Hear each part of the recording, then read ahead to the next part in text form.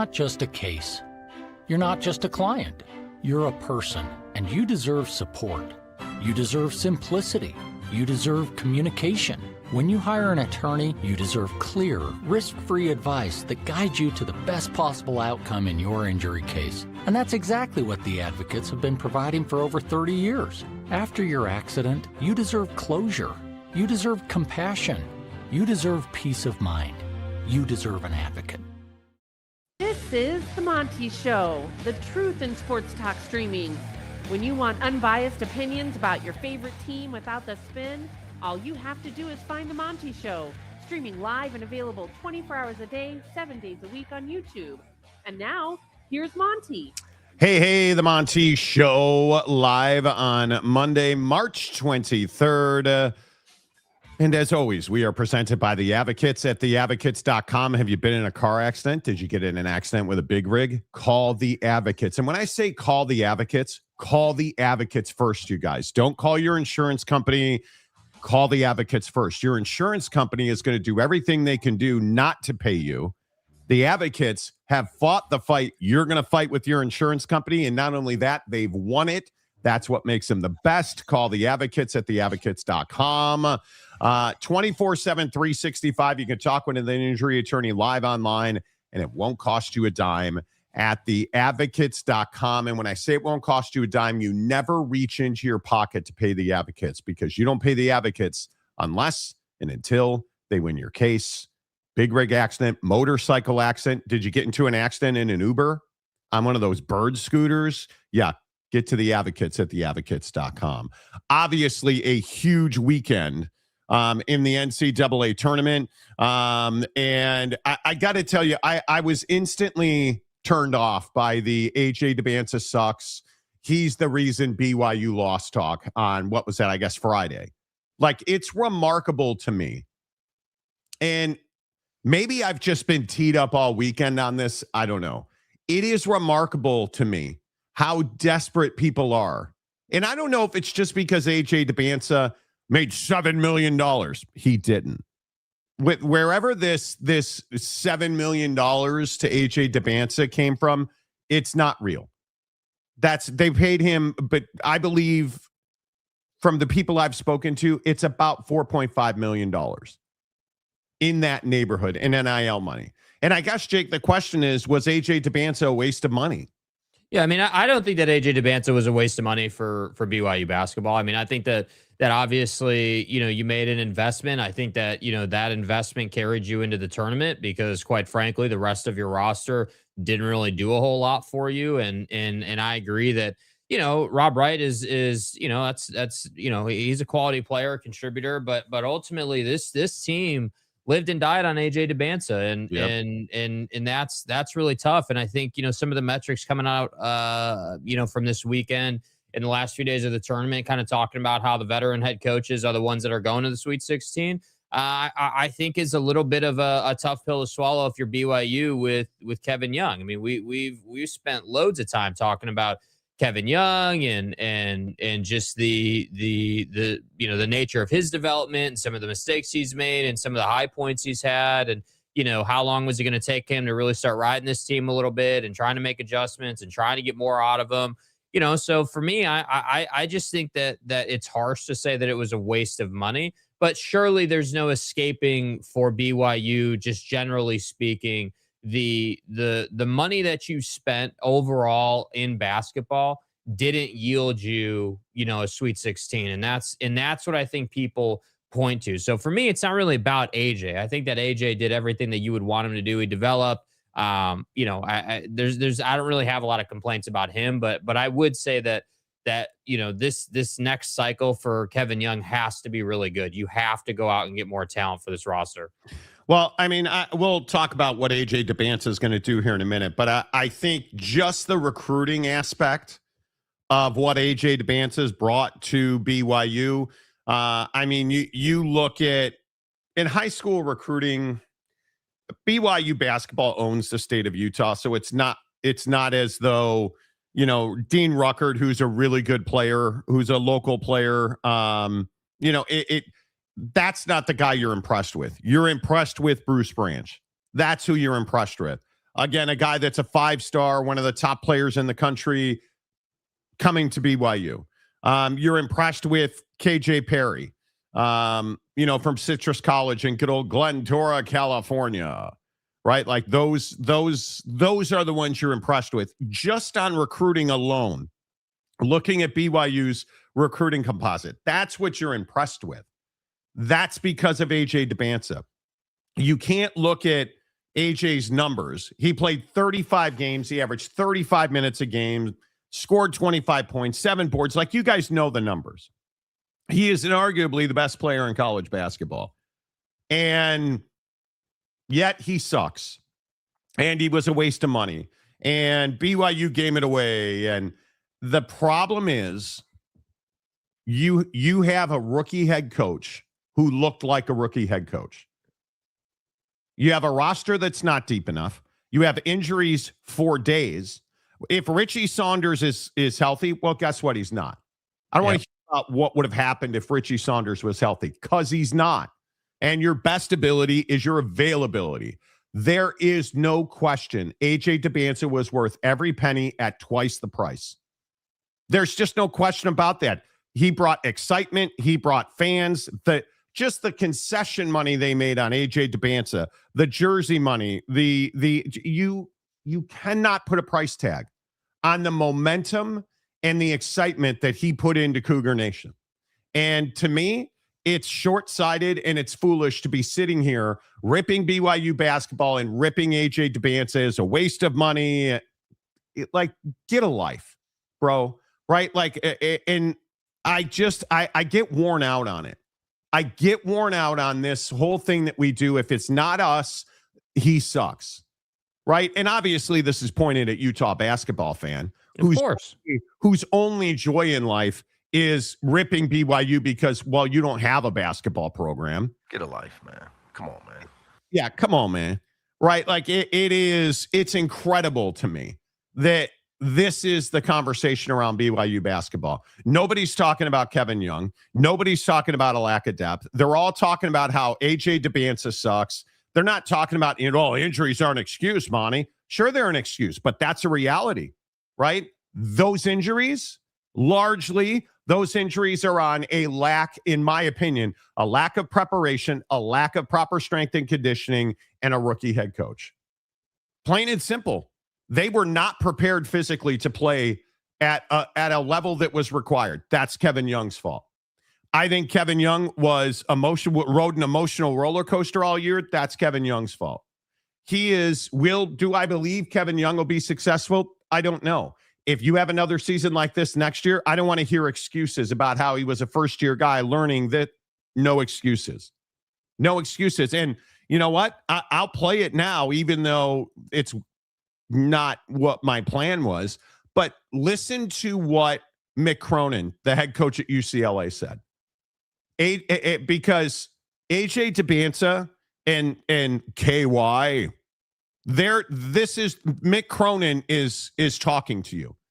And if Kevin Young doesn't listen to Mick Cronin, I don't know what other kind of wake-up call you need besides this. It's no secret that you and Coach Hurley have kind of caught heat from the media about kind of sideline demeanor. What are you talking about?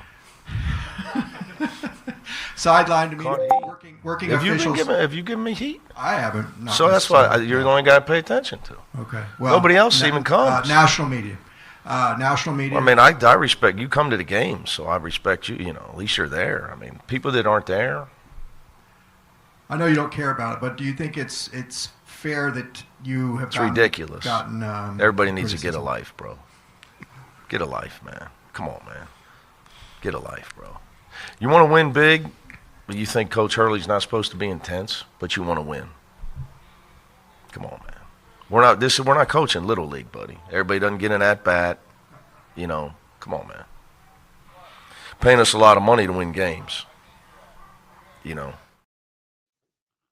Paying us a lot of money to win games. Not everybody gets a little participation ribbon in a bag of orange slices. We're not coaching Little League, buddy. That's not what this is. This isn't AAU. This isn't mom's pickup league, right? Like it's not good job, little dude. We're talking about hundreds of millions, $1 billion industry. Come on, dude. right? Like, hey, come on, dude. I'd hit that. Like, Mick Cronin, I want you. The point is, BYU's not good enough. And it had nothing to do with AJ Dybantsa. Yeah, I mean, Nothing. the obvious point about Richie is that hey, well, maybe if he had any sort of depth, anybody who could play significant minutes off the bench for you, maybe you wouldn't have had to play AJ and Richie so much. I mean that's the glaring thing, because and we've seen it in the tournament over the weekend. I mean, there were multiple times where you had, what was it, Sienna playing like 6 guys the whole game. Like, that's, you're gonna get tired, dude. Like, I mean, that's an issue in college basketball. So I just, the problem is that it shouldn't be an issue for BYU basketball, right? Like, I understand, your mid-majors or, whoever, like your lower end squads who, they just don't have access to the same amount of talent that schools like BYU do. But for BYU, it just shouldn't be an issue. And that to me is the thing, is like, preseason, the hype was massive around the money you spent and like what this team was going to look like. And I just feel like the roster, I feel like the only thing that lived up to it this year was AJ Dybantsa. AJ Dybantsa lived up to it. AJ Dybantsa was as advertised, did everything he needed to do.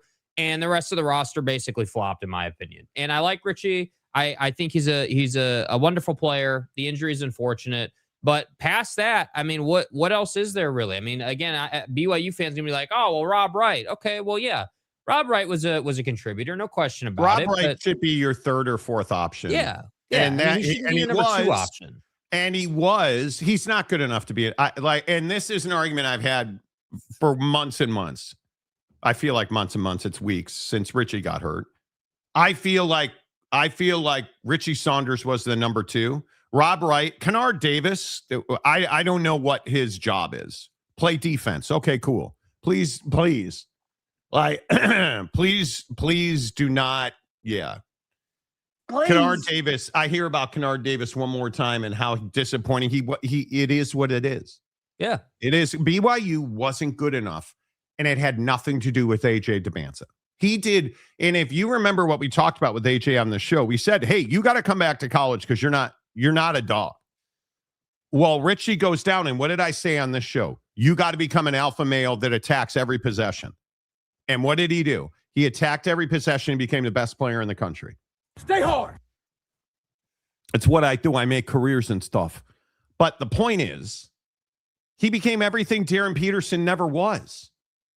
Right? There's nobody taking Darren Peterson over AJ Dybantsa right now. Facts. After that disaster at Kansas that we're going to talk about in a minute, but are you kidding me?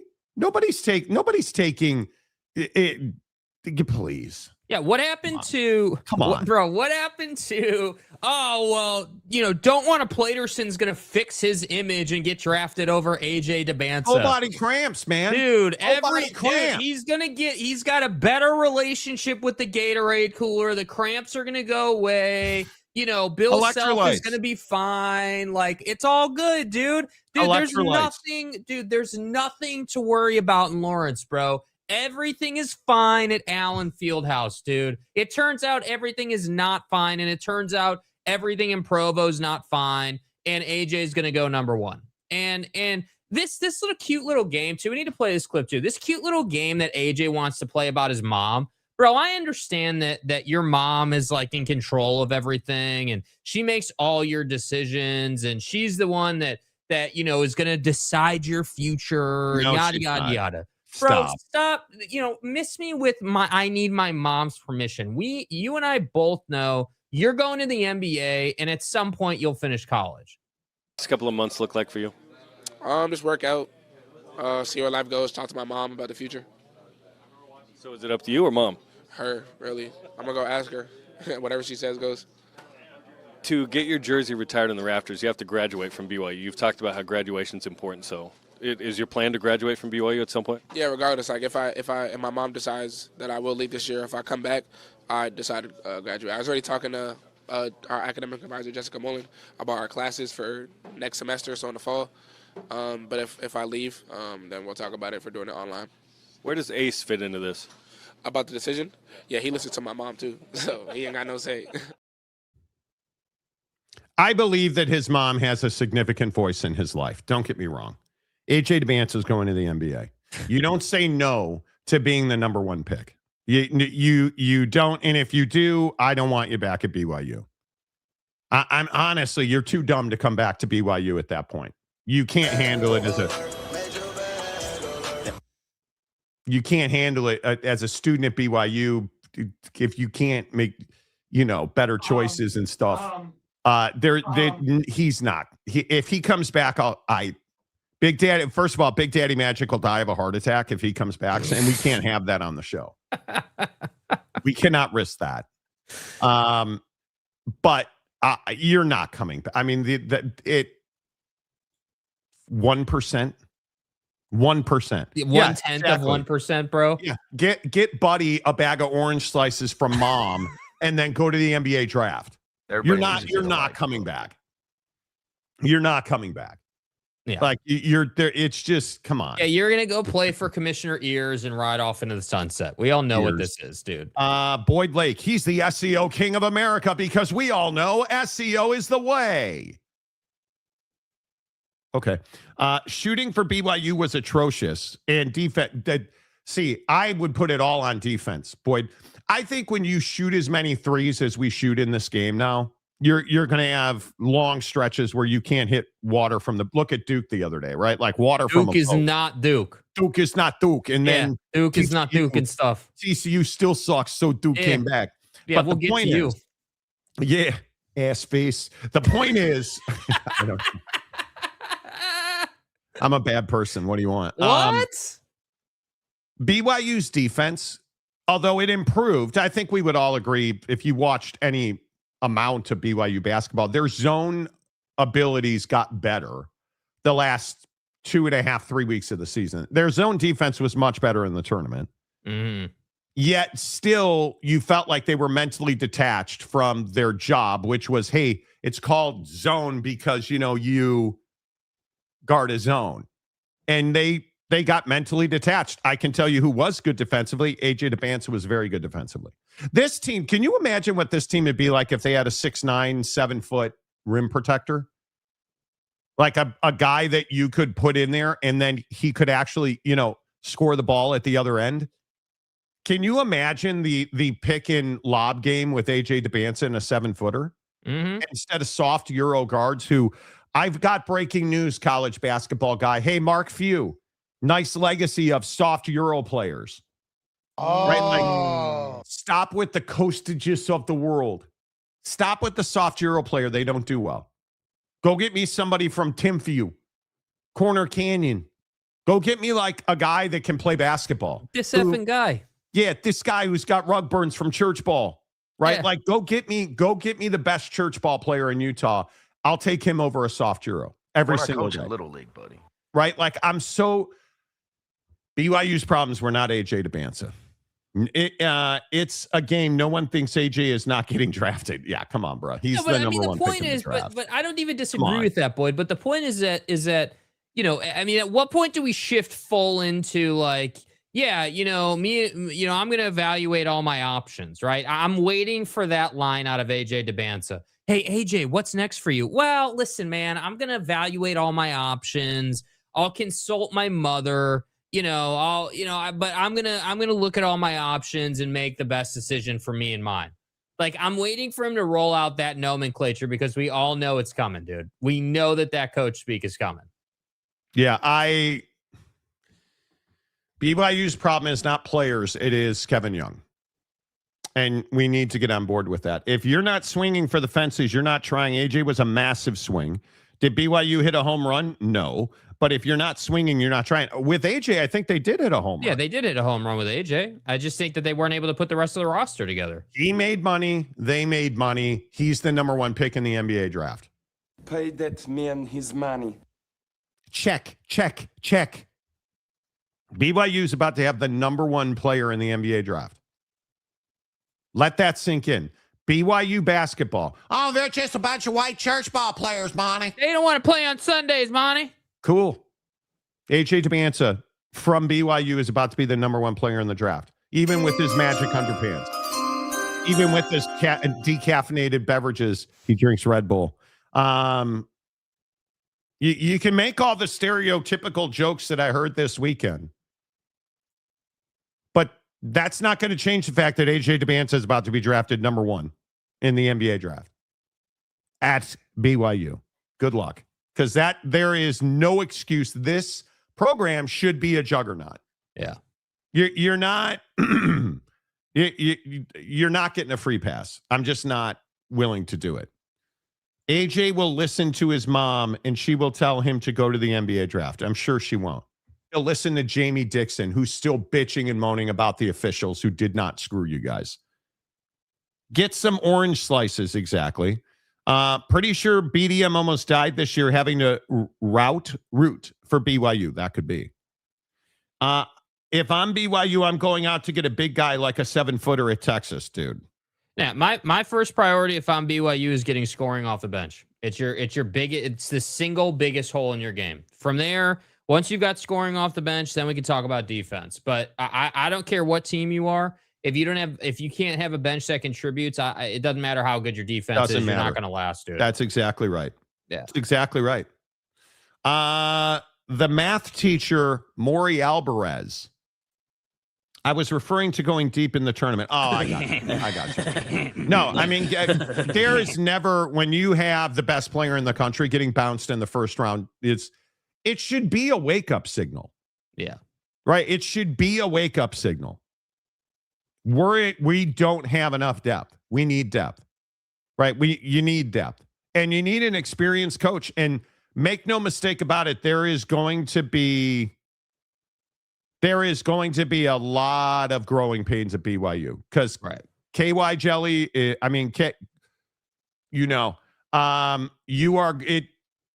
is going to make mistakes. There's no question about it. Yeah. He's going to make mistakes. And it's because he's inexperienced. And everybody thought, NBA coach, he'll be fine. It doesn't work that way.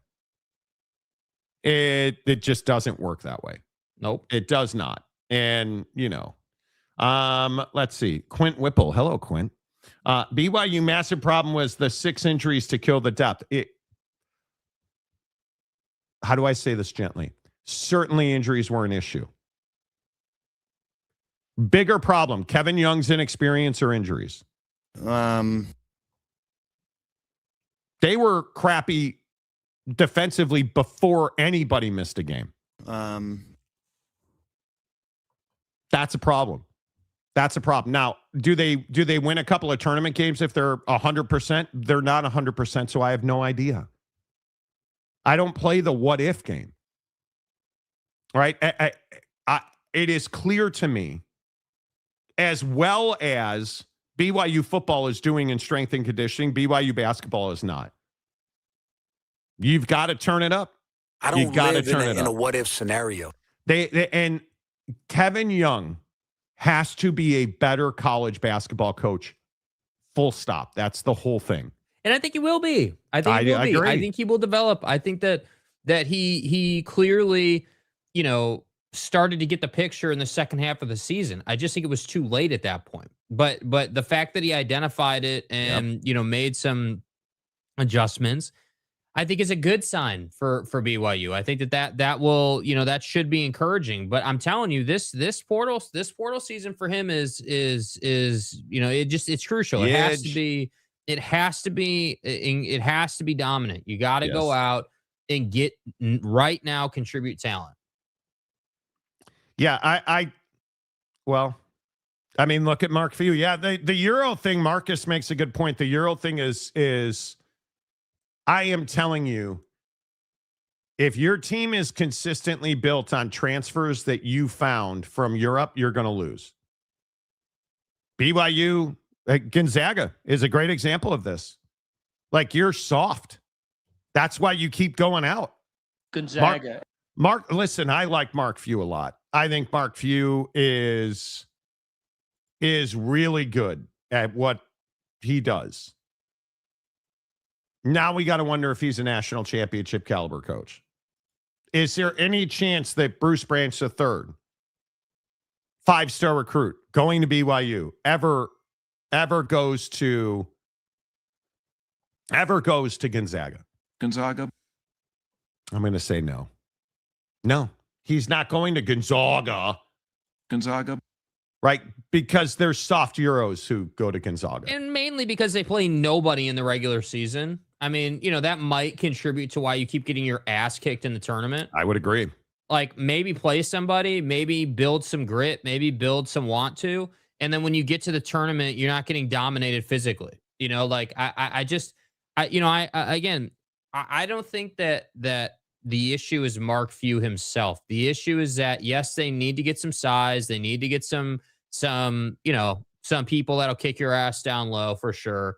But at some point, it doesn't become productive to just play this soft ass get me over schedule to get you into the tournament every single year. And the funny thing about Gonzaga is that now you're going into the Pac-12, and this is supposed to be like a better conference. This is supposed to be like, a tougher path for you or whatever, but still one where you can win that conference every year and do what you need to do. What's going to happen if you guys struggle in that conference? Not that I'm saying they will, but what if they did? I mean, what if you were, what if you were not what you are now after that move? Like, I just think it's there. I'm not so sure that move was a good idea for them. I'm not. I don't think it helps Gonzaga. I really don't. And you're not firing Mark Few. Mark Few is, in my opinion, one of the most stable, secure jobs in college basketball. Facts. I mean, Gonzaga's not firing Mark Few. No. He's good enough to get you to the Sweet 16, and that's about it. And that's not bad money if you can get it. Right? I mean, that's not bad money. But back-to-back years where you got bounced in the second round, that's not what you're paying for at Gonzaga. Right? And I'm trying to think the last year, what was that, 2021, the year after, weren't they didn't they go to the national championship the year after COVID? And they haven't been the same team since. And they're just, but what do you want? What do you want? Do you want to go to the tournament every year, or do you want to try and win the tournament every year? Because those are two different job descriptions. Because not every program is in this thing to win the tournament every year. They want to go every year. They just don't. Trying to get those shares, man. Yeah. Capri Suns for everybody because we went to the tournament, right? We're going to upgrade the training table, the meal plan here at the school because you guys went to the tournament. Capri Suns. Okay. And macchiato. Now, if you guys had won a game and gone to the Sweet 16, we'd have got you some kombucha, but you didn't, so it's Capri Sun. We're not coaching Little League, buddy. Right? Like, that's what it feels like with Mark Few. We went to the tournament every year, and we lost in the second round. Fun little road trip, though, for the fans, right?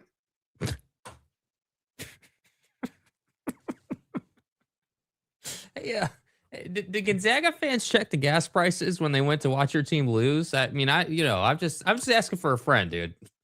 Mark Few's not going anywhere. But dude. Yeah, well, Boyd. And okay. So you guys may or may not know this. Shut up, Jake. You guys may or may not know this. I'm a huge North Carolina basketball fan. And I am certain that nobody here will like the top two guys on my list. Well, you don't care about Jay Wright. I think Jay Wright, who obviously is retired. Does he still want to coach, though? Yes. You think he does? I think he would come out of retirement for a job like North Carolina. Yeah. Yeah. But the other guy I want is Grant McCasland. And I know that our friends in West Texas, I know that Lubbock is going to be unhappy with that, but Grant McCasland is a stud. Those are the two guys. I want nothing to do with Nate Oates. Nothing. No, I don't want drug dealing and, illegal offing of people's existence happening at North Carolina. Because it's illegal. I don't want that at North Carolina. Yeah, I don't want that. So everybody's saying Nate Oates is the number one candidate. Honestly, if he gets hired, I may not be a North Carolina fan anymore. That would be a massive disappointment. Oh, but Monty, Nate doesn't have any responsibility for his players. He's not their dad. He's not a cop. Like, I can't be there. I can't be with my players 24/7. Well, then you should find another job. Because your responsibility is to make sure that they're not putting certain items in cars, then driving that car to somewhere else, and then pounds of items, dude. And then, well, no. Damn. You look at, I'm telling you, you look at the situation with Brandon Miller and transporting that certain piece of hardware. Equipment. Yeah, that puts, makes people leak certain things and then they go to sleep for good. Like, That's HIPAA. I'm trying not to say the deadly words here, but you know what I'm saying, right? Like, I don't want that guy in North Carolina. No. We're going to wind up making a coaching change. Yeah, bro's going to retire today. You can count on that. I don't know if it was disastrous for the Big 12. You started with 8 and you've got 3 left. This was not a good. But you're in the dude. Sweet 16. You're in the Sweet 16. But look at who's left. The best of the best are left, and I keep trying to tell you. There's one team that's missing, Monty. You know that one team I'm talking about that was allegedly the best of the best, and allegedly got screwed over and are victims, and it was goaltending, not goaltending. They didn't get screwed over, Jake. Well, they lost. It's called losing, and Florida lost. Right, but look at my bracket. My bracket's a mess with Ohio State and Kansas. Right, my bracket's a mess because Gonzaga sucks. Right, and the High Point. Bavacqua. Can Wisconsin do one fucking thing right for me? Just one thing out of the state of Wisconsin. No, dude. No. The Packers complied. Suck it. Like the Bucks have complied. Giannis, yeah. But I just whatever. It's fine. You look at the bracket. I told you go chalk. I lost Florida. But I still have Duke, Arizona, and Michigan. So I'm fine with that. You had a great Florida job with that one. You're stupid because you had Florida winning the national championship. I'm aware, dude. I'm aware. Thanks, Jake's Florida, for letting Iowa beat you, dude. Thanks, Florida, for absolutely nothing. Thanks, Florida, for getting, my DMs filled up with drunk-ass Iowa fan last night trying to talk a bunch of crap about Iowa, dude. Like, I get it, dude. A squirrel finds a nut once in a while, and you guys just burn the house down in Iowa when they win one game against a big team. Like, I get it, dude. But it's a ridiculous loss, man. Couldn't be more disappointed in that program. That was rough. CJ Vance and okay. Do you guys see who's number 2 in the Monty Show pool? No. Who is it? Dana Marie. Dana Thompson, I believe, is Dana Marie. Okay, dude. If Dana Marie, don't call me Oak State James, wins on that account, you're not getting the gift card. I'm just telling you. That's a James burner. It's a fake election. It's everything we don't want, dude. Okay, first of all, it's everything we don't want, dude. James don't know ball, so there's not a chance he'd be number 2 in the bracket. Get a life, man. Come on, man. Not a chance. Top 5 are CJ Vance, Dana Marie, Michael Cruxall, Connor Carlisle, and Toot Pants.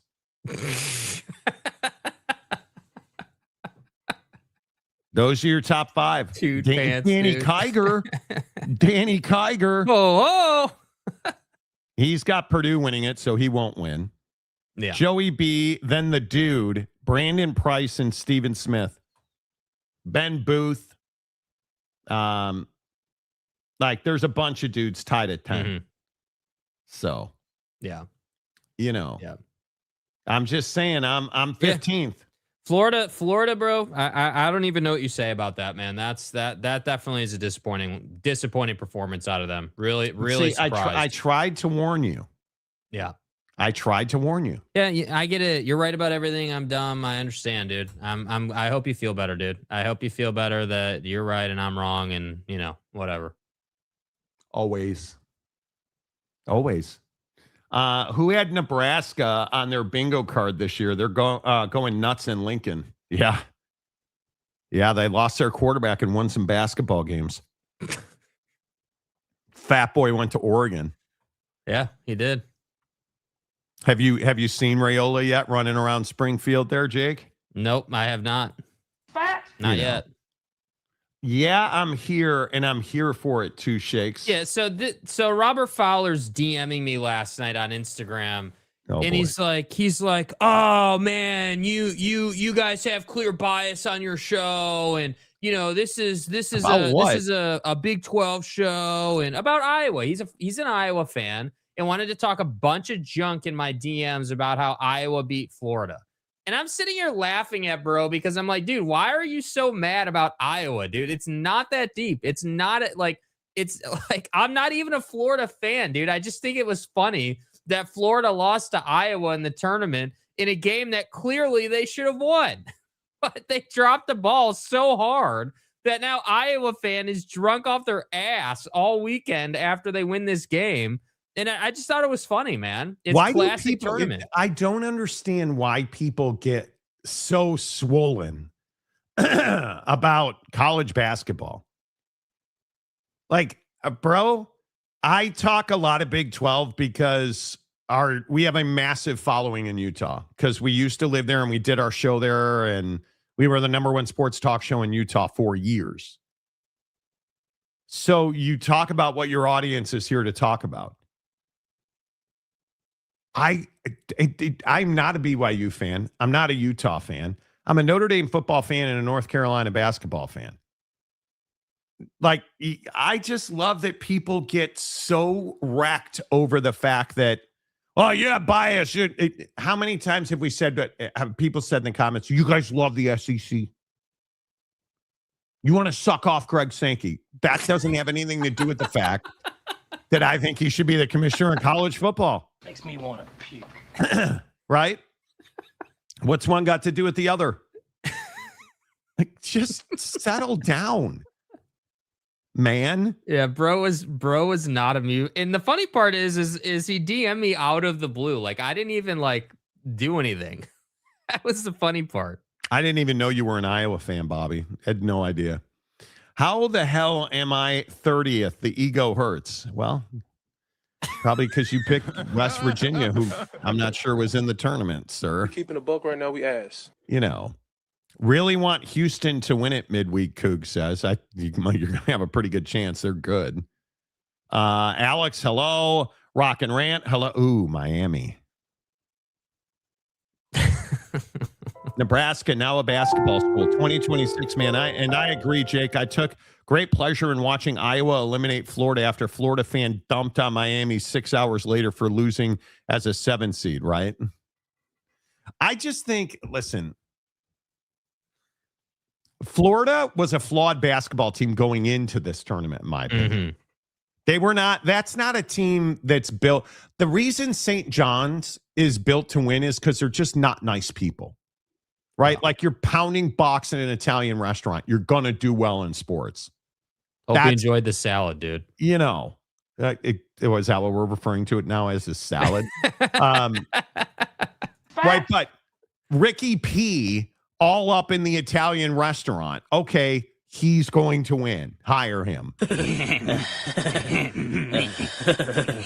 I'd take Golden to be my next coach at North Carolina. That'd be all right. Why would he leave Florida? I don't know. But this is a Big Ten, SEC, ACC, Mountain West show. Don't forget Gloria Navarez is in our pocket. Remember all that flack? Florida forgot how to play basketball the last minute. Mental meltdown. Because when have they been tested? Right? When have they been tested? Bobby Fowler. Now we are on the way to Iowa City to watch Iowa women in round 2. Okay. Who are you? Oak State James in Texas? Like, what is this, dude? Are you married to a Walmart manager? One 1 o'clock on Monday. Nobody cares. Gonna stop at Brugger's Bagel Bakery for some bagels Buc-ee's. before the game. You're gonna stop at Buc-ee's? Before the game, best bagels in the country. Okay, see, this is what I'm talking about right here. Why though, is dude. everything got to be the best bagels in the country? But like that, and then this little sentiment right here. We're going to watch Iowa women in round 2, 1 o'clock on Monday. WTF? Did you think they were going to be in prime time or something, brother? Like, did you think that they were going to be like national TV and like, you know, like what? Again, bro. Well, I'm more impressed on. with the fact that you've sampled every bagel place in the country now, and you can certify Buddy's Bagel Joint as the best bagel factory in the country. That's impressive. I mean, wow. I don't know how you were. Anyway, go Buckeyes. Okay, well, they got knocked out, so probably not going anywhere. They won't be playing at 1 o'clock in the afternoon. WTF. You know. Right. Have you enjoyed the NCAA tournament, Jake? Yeah, I mean, I think it hasn't been like the best tournament we've seen of late, I don't think, but it's been solid. I mean, we've definitely had some, we've had some upsets. We've had some really good games. I think that the I can't remember the game off the top of my head where they almost had that buzzer beater. The ball's halfway down and it pops out on them. I think that there have definitely been some good moments, dude. I think that it's been nice that I can flip on the TV and know that there's something to watch. You mean will True say TV? That. You mean yeah, true, like true TBS, TV. TNT, True TV, like all the T channels, it's just been nice that there's been something on, and I think that it's been enjoyable. I have enjoyed it. Yeah. I think it's been good. Do you think Jamie Dixon has enjoyed this tournament? Bro, the victimhood is incredible. Like, honestly. Somebody needs to explain to me why you can't just admit you got your ass beat, Jamie. Oh, if I had a conversation with him, there was no raising of the voice. It was conversation as he had asked for, and what are you going to do? I mean, obviously we know what it was. Everybody knows what it was, and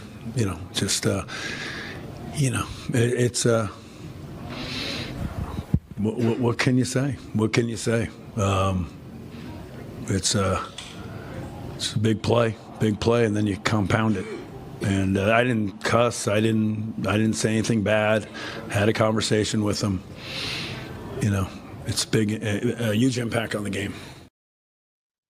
Well, yeah, your technical foul was because you lost your composure because you were whining about a bad call.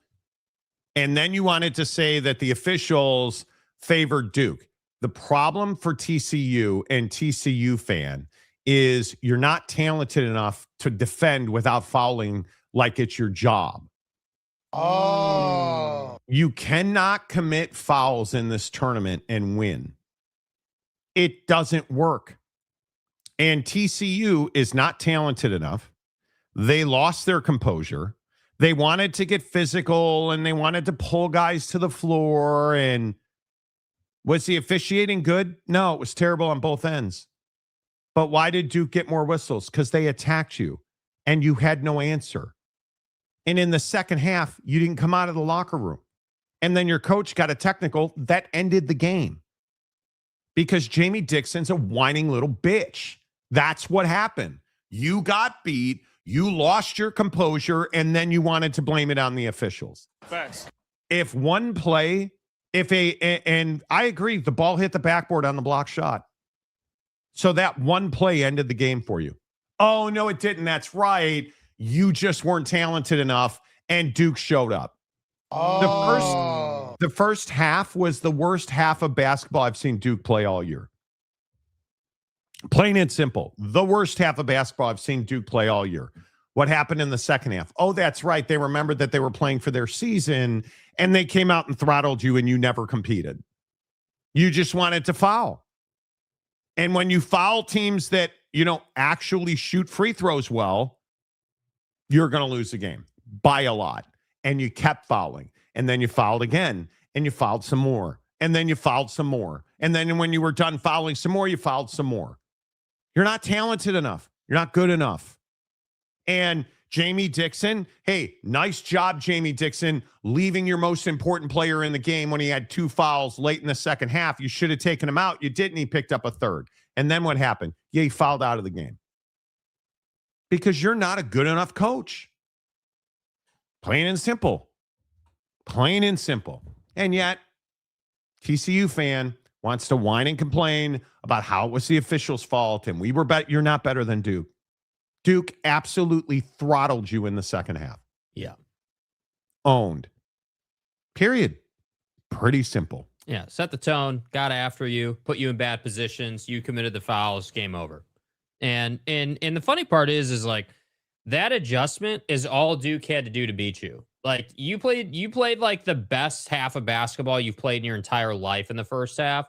And then they just come out in the second half and completely turn the tide by just, getting downhill on you and putting you in bad spots. And you had no answer for that. I mean, I don't even want to get started on all the turnovers, dude. Like at some point you have to be accountable to that, dude. And TCU fan, what's even funnier about it too is TCU fans like, oh, well, man, Monty, I told you so. We beat Ohio State. We're a great team. My God. And then what happens? He came out against Duke, and I get Buddy, the fake TCU fan, Oak State James, tweeting at me about how. Did he really? Oh yeah, multiple times, dude. A whole thing over the weekend, dude. Oh, well, I'm not going to guarantee that quote unquote we're going to beat Duke, but we're going to be competitive. Well, yeah, it turns out that didn't really work out for you, dude. And I don't understand. At least he didn't go Big Daddy Magic and send you videos. Well, no, he requested a call. So he actually DM'd me this morning and said, hey, if you're going to call me, you need to give me at least a half hour after the show starts because I'm still getting ready. Nobody's calling. He messaged me this morning and asked. No. And he was salty that we didn't call him on Friday as well because of the Ohio State win. So, there's he's trying to stake a claim. Okay. Oh, Bobby's a good dude. I'm only breaking balls. Bobby's a good dude. Rock and rant. I don't know who has the best bagels in the country. Oh God, did the bagel thing take off? But just saying the odds that it's somewhere in Iowa City kind of goes in the face of likely statistics. I'm going to guess it's not in Iowa City. To be honest. Okay. TBH. And this is who James is. James is the TBH. What? I can't remember. TR. Huh? FTR. Yeah. GOT, greatest of all time. You can't just say it. You have to go full, to be honest. Don't you think it's odd that TCU women are not in the Fort Worth region? No, because I don't care what region they're in. Dude, there's this whole conspiracy theory from the TCU fan base about how TCU had to travel to like across the country and nobody values TCU and they got screwed by the officials, dude. They didn't. Nobody values TCU. And the funny thing is, James doesn't value TCU. James is an Oak State fan who wants to be a TCU fan because he did his demon at TCU. He has his MDiv, dude. Look, what you do with your MDiv rectally is up to you. I really don't care. But you don't give a rat's ass about TCU. And you going at Jake about how we're going to put you on the show, we're not going to put you on the show. You refused the last time we tried to put you on the show. And then you were a weirdo when you got on the show. It's not my fault. You made poor life decisions with Walmart managers, dude. It's not my fault. I'm sorry if you're offended by that. Iowa, the land of bagels. Yeah, I'm done commenting on. Oh, stop. Here we go, dude. Is this what we're going to do today? Bro, if you're going to do this, you've already cemented yourself as the next James, dude. This is exactly what James did when he got called out on his nonsense. And he's like, I'm boycotting the show. I'm never coming back. And then bro was back like 4 segments later, dude. Come on, dude. Just have fun with it, you guys. Good night. Have fun with it. You just don't need to go crowning some spot in the middle of a cornfield as the best bagel shop. What the fuck are you talking about? Yeah, it's probably too late for you now. First round blue bloods. UNC out in the first round. Kansas out in the second round. Kentucky out in the second round. UCLA out. UCLA is not a blue blood. Duke is the only one still great. I'm going to say I don't agree with that.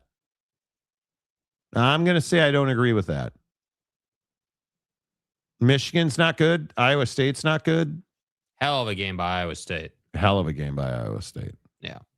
Right? Like, but if you look at the, I don't know how that's not a great take.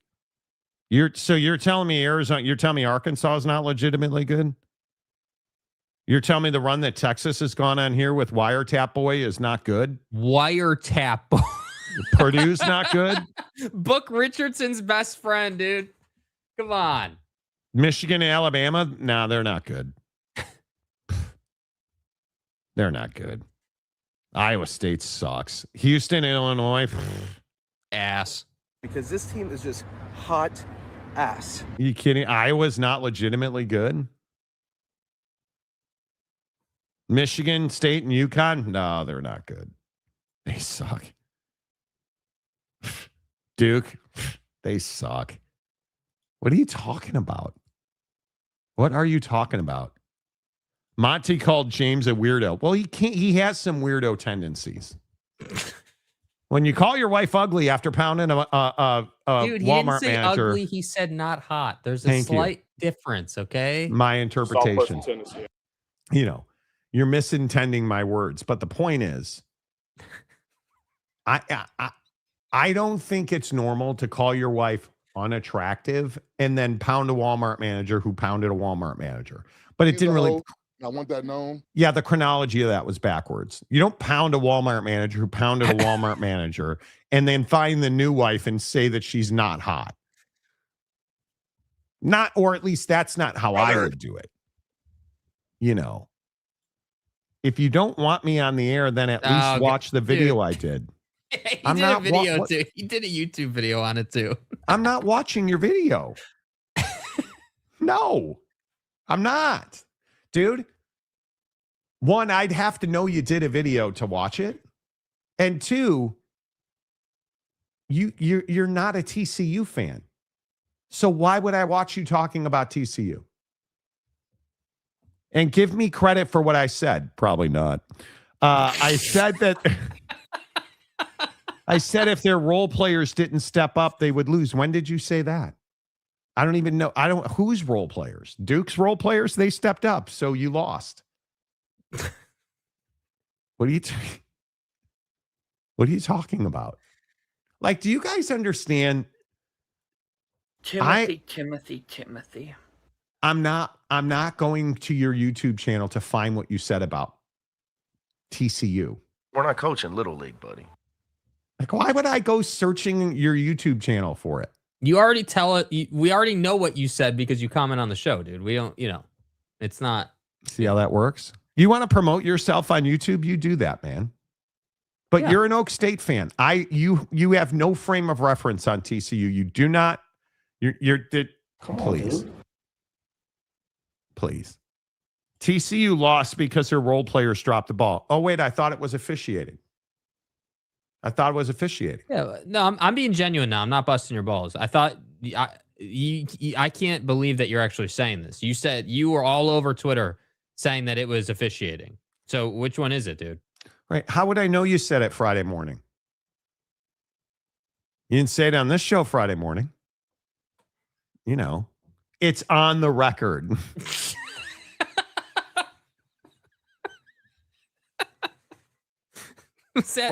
What record? The Bucky's record, dude? What record?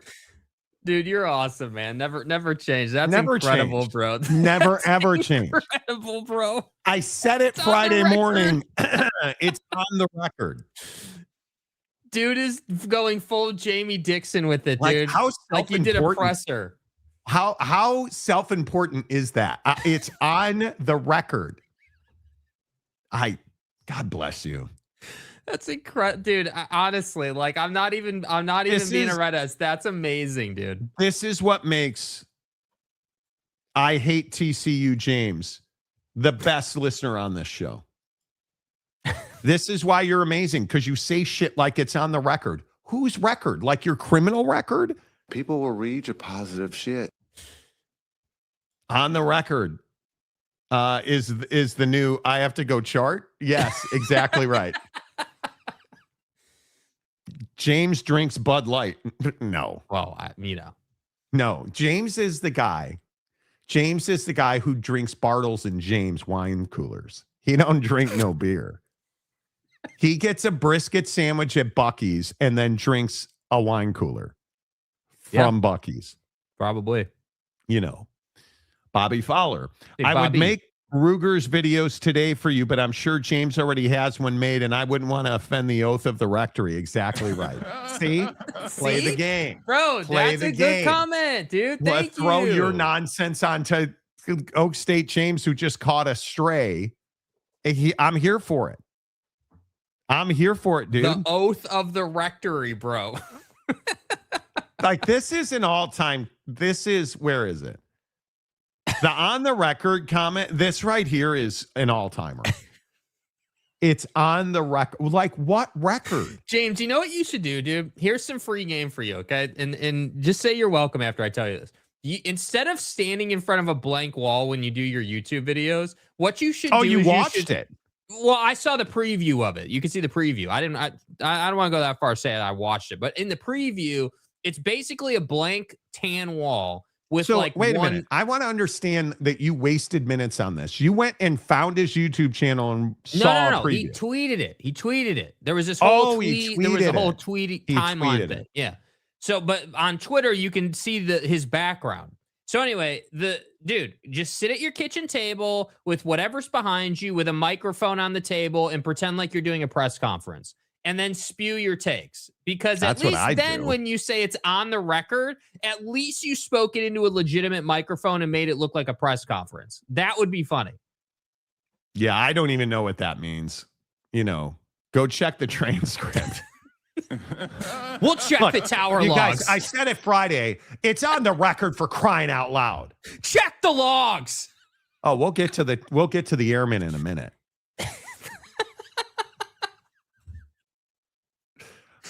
Welcome to the nightmare. Monty, can you please read back James' court reporting? We need to know what was on the record. So there wasn't a flight that left Fort Worth on Friday morning. Is that what you're telling us? Again, I watch Landman. I know about TCU cheerleading. There was no flight, right? Check the transcript. TCU James with receipts, yeah. You know, I just don't understand the whole. That's good stuff, James. That is good stuff. That's the stuff where I say to myself, I need James to step up and put it on the record every day. Yeah, FTR. Like FTR, bruh. That's what I need. I need it on the record every single day. And I don't want to have conversations about it. I want it on the record every day. What channel do you guys do your Friday show on? Since I apparently keep missing it, do you do it live from Brugger's Bagels? Like, this is the bagel thing now. Bobby Fowler, instantly a Monty Show legend now. Well, Monty, does a bagel have one or two holes in it? Because, you know, if you take it pre-cut, it's only one hole. But after you cut it, it's two holes. So I'm just trying to understand. How many holes are in a bagel, Monty? I got one on top and one on bottom. And then you cut it in half and it's 4 holes instead of 2. And who doesn't like 4 holes instead of 2, Monty? And listen, you know, as a TCU fan, I love the everything seed bagel, you know. But I don't know if that's how you guys roll, but that's how we TCU fans roll. Yeah, I love all kinds of seed in my bagel. Well, yes, we'll do it live. We'll do it live. Yes. The biggest load that we've seen. No, you can't handle the truth. Check the logs. Oh, check the Tower Chiefs logs. Oh, we'll get to the airmen in a minute. You know. Only to never get to the airmen. Yeah, it's on the charting. That's right. You know, they do the Friday show on the back 9. You're damn right we do. Had a rough back nine. It's fine. All right. Is Bill Self done at Kansas? Get in the comment section. Let's talk about it. If you're watching us on Facebook, Twitter, TikTok, anywhere, make sure you get to YouTube. Please hit the like button. Please subscribe. And James will chart for you. Here on the Monty Show, presented by the Advocates at theadvocates.com. Do you believe Bill Self has coached his last game at Kansas? I kind of do. I think the thing that Bill Self, if we're going to talk about Mark Few, don't we have to talk about Bill Self? Mm-hmm. The difference is Bill Self has won national championships, right? there is no question. There is no question that you can see the writing on the wall with Bill Self. Jake, do you believe that Bill Self has coached his last game at Kansas?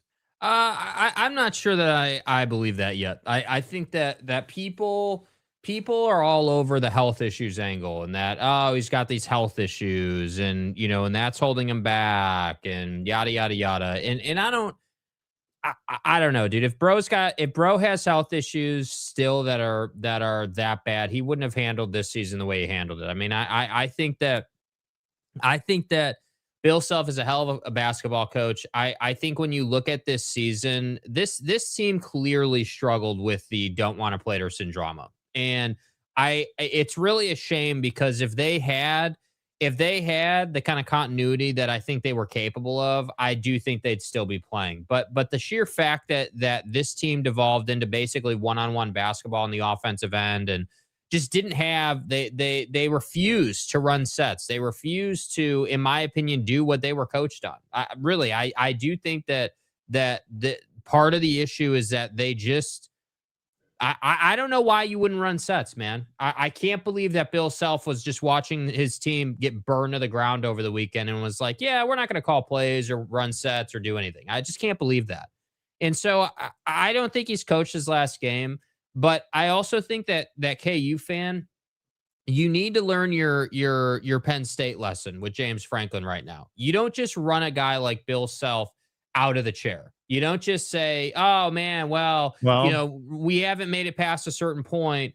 So we're just going to forget about the national championships you won, and we're going to forget about the things that you did and all the contributions you've made, because you haven't won a national championship in however long it's been.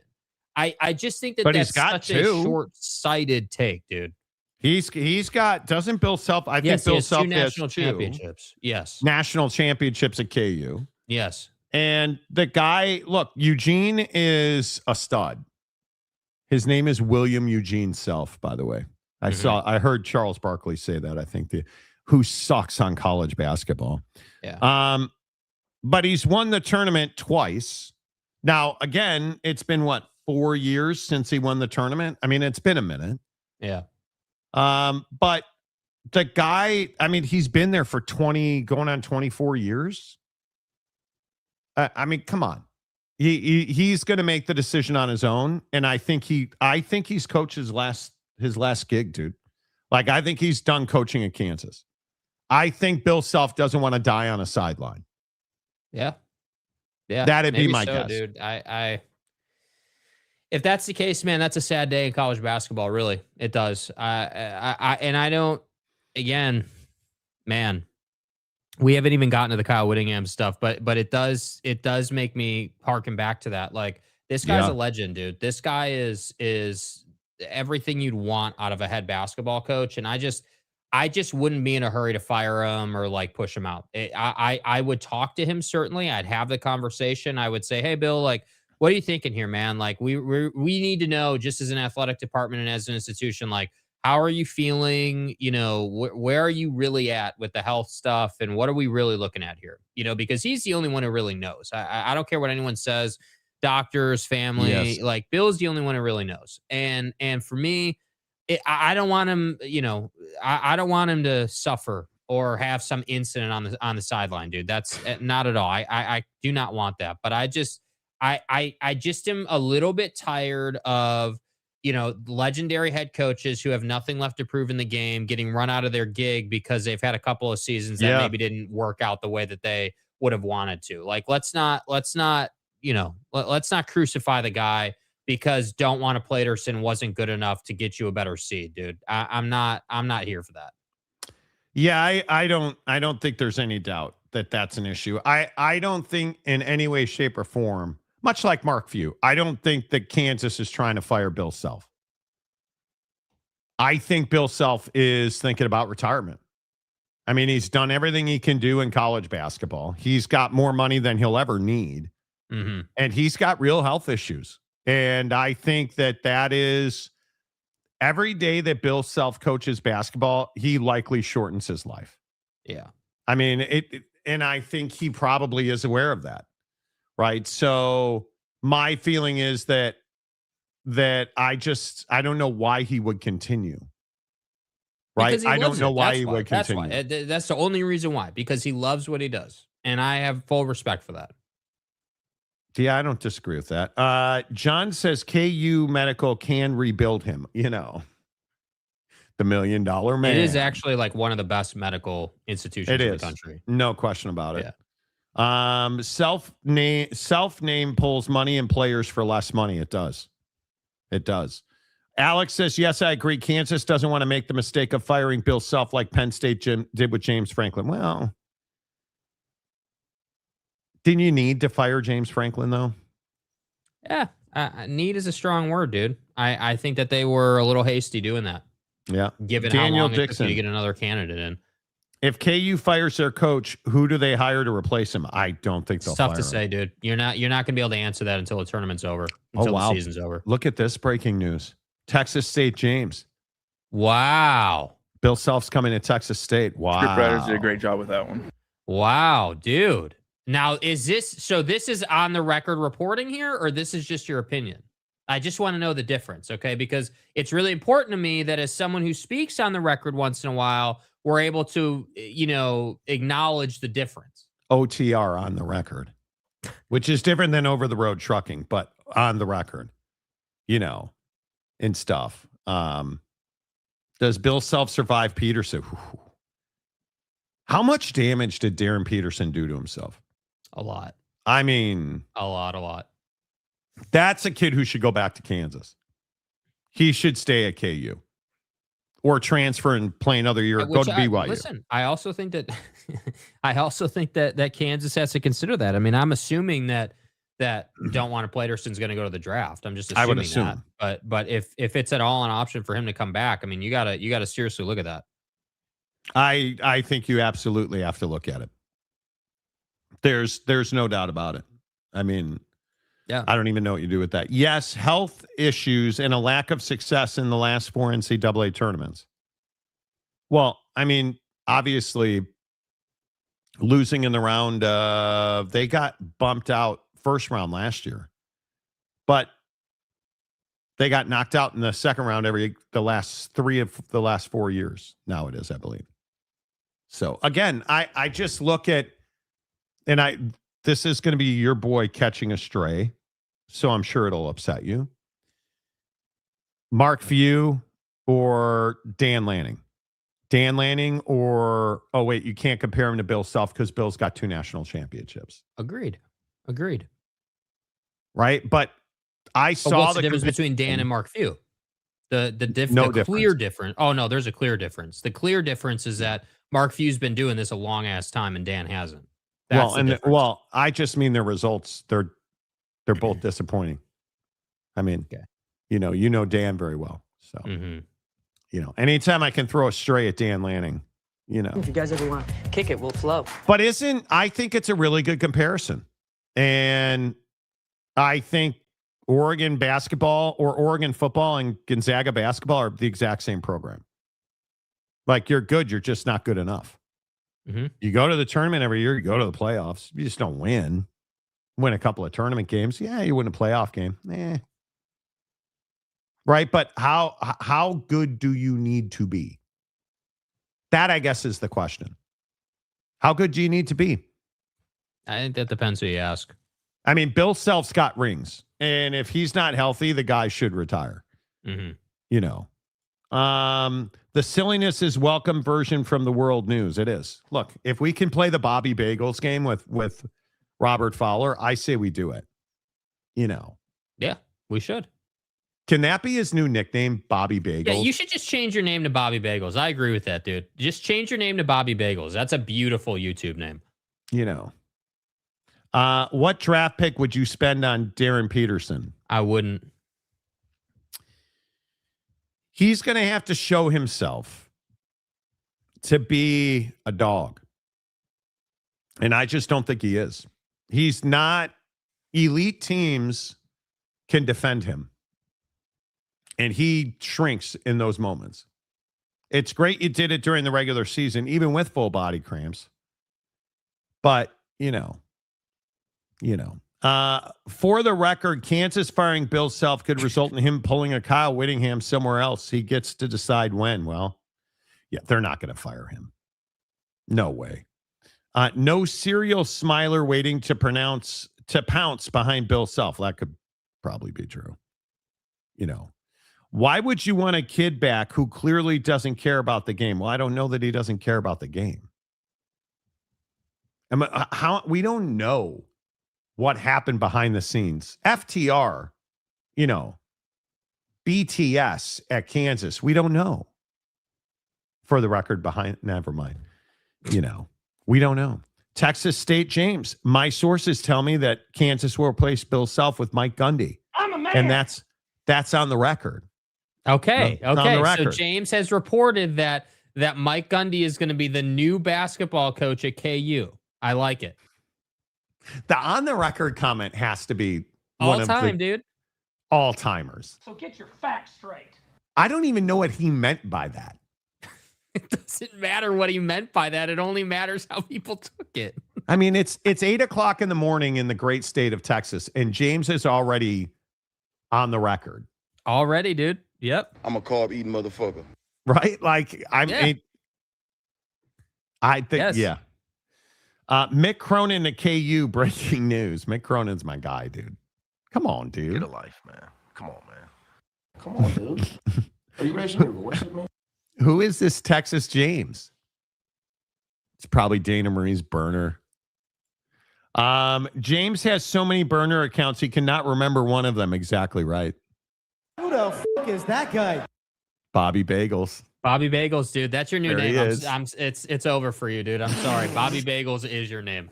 Like, we cannot go back to Bobby Fowler or Robert Fowler 8823 when you could be Bobby Bagels. That just works too perfectly, dude. Okay, let me ask you this. What kind of schmear do you put on your bagels, Jake? Just plain Jane cream cheese, man. Straight up. So no blueberry cream cheese, toasted. no. I mean, I could. I mean, I've had strawberry before. I've had blueberry before, but for me, there's nothing better than a nice Asiago bagel toasted with some nice fresh cream cheese, dude. It's awesome. Asiago. See, every time James says something stupid, you find a way to go stupider. Dude, it's not stupid, bro. An Asiago bagel is gas. Like, everyone knows that. That's been on the record, dude. No, it hasn't. Whose record? I don't know. I have no idea. Whose record? Right? Is this the secret crypt keeping in the rectory? You know. Alex says if Bill Self has real life health problems, then he should think about retiring. It's up to Bill Self, right? Self didn't stand and coach up players because Peterson and others were unresponsive through the year. He folded with a bad hand. Bro, what are you talking about, bro? I don't know. Like, what does that even mean? I don't know. For James, it's on the rector. Exactly. That's right. Risky to use a top pick on don't want a Platerson. He is load management on steroids. Body cramps, Rock. Yeah, I agree. Rock, he had body cramps. Rock, dude. Full body. It's yeah. terrifying. Yes. Tough to deal with. Yes. Full body cramps. Right?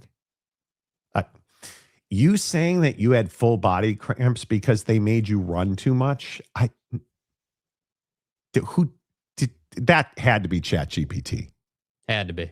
Like, what a stupid thing to say. So Kansas doesn't have sports nutrition that keeps you hydrated? You can't get some. Anyway, you guys get my point. Like, what are we doing? Daniel Dixon, on the record, info have been found on the dark web. There you go. Get on the dark web. There you go. It's comments like on the record for why we need a James Wiki page. That's Agreed, what I'm saying. dude. Who's going to do it? I'm not doing it. I have too much on my plate already. Other stuff to worry about. But that is a comment section, viewer of the show responsibility. Who wants to It's step on up? the record. Bobby Bagels from Des Moines. Yeah, dude. There it is. There it is. He did it. The most recent comment, he changed his name. Let's go, baby. I love it. I love it. There you go. Bobby Bagels. Yes. Bobby Bagels, dude. Iconic. Only after dropping a pumpernickel reference. Pumpernickel is so underrated. So underrated. I'm telling you, pumpernickel and pita bread, so underrated. You toast pumpernickel or you toast pita bread. Oh, How about that? dude. Oh, so good. Bobby Bagels is his mafia name. James can be Jimmy 10 times, not for his body count, but for his burner accounts. Jimmy 10 times. I like it. I like it a lot. Lox and cream cheese is the only way to go. Okay. If I'm going bagel, I'm going cinnamon raisin with some kind of schmear on it. That or, blueberry bagels are really tough to beat. They are. Blueberry bagels and blueberry donuts. Yeah, blueberry so tough to donut beat. hole is gas. Bro, we went to this, I think it's called Sugar Works, where we get our cookies.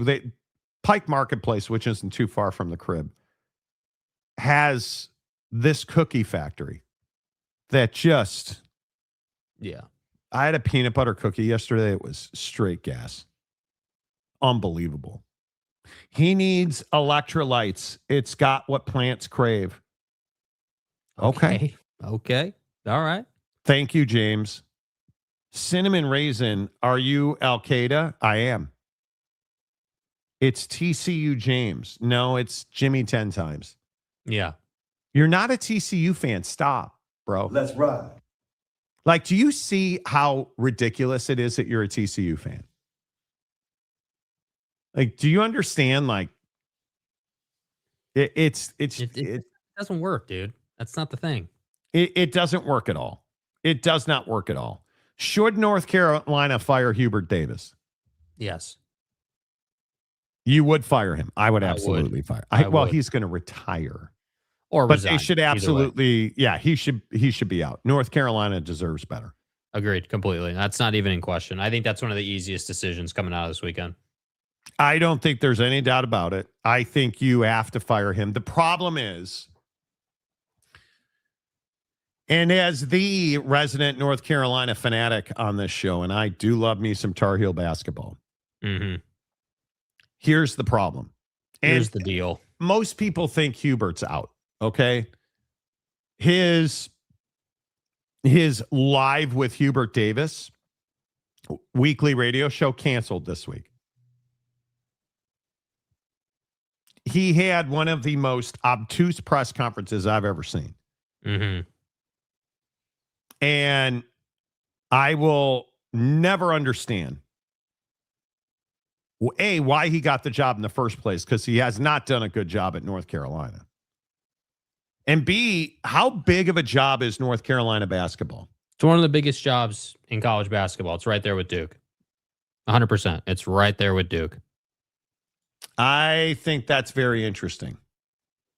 I think when you look at, I just don't even, the thing that worries me is you're going to go with somebody stupid like Kenny Smith or Jerry Stackhouse. I don't want to see that. Dude, they need an operator, dude. You can't go, and this is what I feel like college programs do a lot right now, where they go, okay, well, we need a new head coach, so let's just go get like an NBA legend or something, like just a huge name versus somebody who, would obviously be like a good choice or like an operator at the college level. And that's why you can't do any of those NBA guys you just referenced. That's just not a smart move. What about Billy Donovan from the Bulls? Yeah, I mean, dude's got experience, clearly, right? I mean, he's done it before. Yeah. Big time. Big time. Won national championships at Florida. Has been a disaster for the Bulls, frankly. I wonder if he'll be a name. Like I look at Mark Byington at Vandy, I think is a name. But I mean, the guy, if you were asking me number one, Jay Wright. Right. And then McCaslin would be number two for me. And Tech fan, I'm sorry. But he'd be number two for me. I mean, I wouldn't hate. I mean, I was reading a list last night, like Todd Golden at Florida. He's not. Why would Todd Golden leave Florida? And why would you want him at UNC? Like you need a because guy he's a fantastic coach. Yeah, Todd Golden is arguably the standard of coaches in college basketball. Yeah, but what did you just watch? Well, I watched him win a national championship last year, and then you had a disappointing end to the NCAA tournament. Right after you didn't on a controversial play. After you didn't replace the talent that you had lost. Like I get it, he's a good coach, but it's a very select group, dude. It's an extremely select group. You need to follow, with all due respect, you need to do what Duke did in a sense, dude. Why is John Shire work so well? Because he's younger. He played there. He gets it. He understands the East Coast. He understands how to recruit that part of the country. Like you have to have a guy that. Dude, Todd Golden is all of that and more. Todd Golden or John Shire? I'll take Todd Golden. I maybe I'm just over the top on it. I mean, how old is Todd Golden? 38, 39? Can't be more than 40 years old. Like, I mean, he's everything that you want. The guy recruits at a high level, coaches to win. I mean, gets in fights with other coaches on the sidelines. Who doesn't love that? Yeah, I mean, come on, dude. That's what we're about, right? Right? I mean, it's a huge job. Yeah, Grant McCaslin's my dude. I love that guy. He's doing a great job. Who do you want at North Carolina? I'd like to see Sherritt's. I mean, Grant McCaslin's high on the list. I don't know who the number one should be. I don't think you can't answer that right now, man. I think you got to wait till the tournament's over. I think you got to wait and see how it all plays out. Obviously you're going to start your hunt after today's over. I would be shocked if the vacancy wasn't open today. It will be open today. Yeah, it'll be open today. So that should get taken care of today. I would hope that, yeah. My first call would be Jay Wright. Right. I mean, that'd be my first. He'll probably say no, but is there a bigger job in college basketball than North Carolina? I mean, Duke's not open ever. Well, what I'm going to say is that's eye of the beholder. I mean, just generally speaking, yeah, UNC is one of the biggest jobs in college basketball. That's just undisputed. KU or UNC? UNC. Probably UNC. UNC. Yeah. Ask Roy. Yep. Right. Yep. Look at Roy Williams. I mean, yep. I that's a tough one. Grant McCaslin's such a stud, dude. That's not a bad hire. Jay Wright would be a home run. Yeah, I don't know how you go wrong with that. Nate Oates, I struggle with because I think they'll go after Nate Oates. I do. Huh. I don't think Bubba Cunningham cares. I don't think Bubba Cunningham cares. I think Nate Oates is a scumbag, in my opinion. I would not want him at North Carolina. And why would you leave Alabama? Look how well they're running through the tournament right now. He's a good basketball coach. But that he's that guy that I just don't like his morals. I don't like that he'll look past a lot of stuff. Yeah. I mean, you were just short of a key of weed. Right? Like they allegedly had your player transacting with marijuana. Yep. Allegedly. And you were fighting for him, and he's your guy, and you love him, and he's lit, bro. It's essentially a key of weed. They found 2.1 pounds of weed allegedly in his apartment. I don't want Nate Oates at North Carolina. That's not me.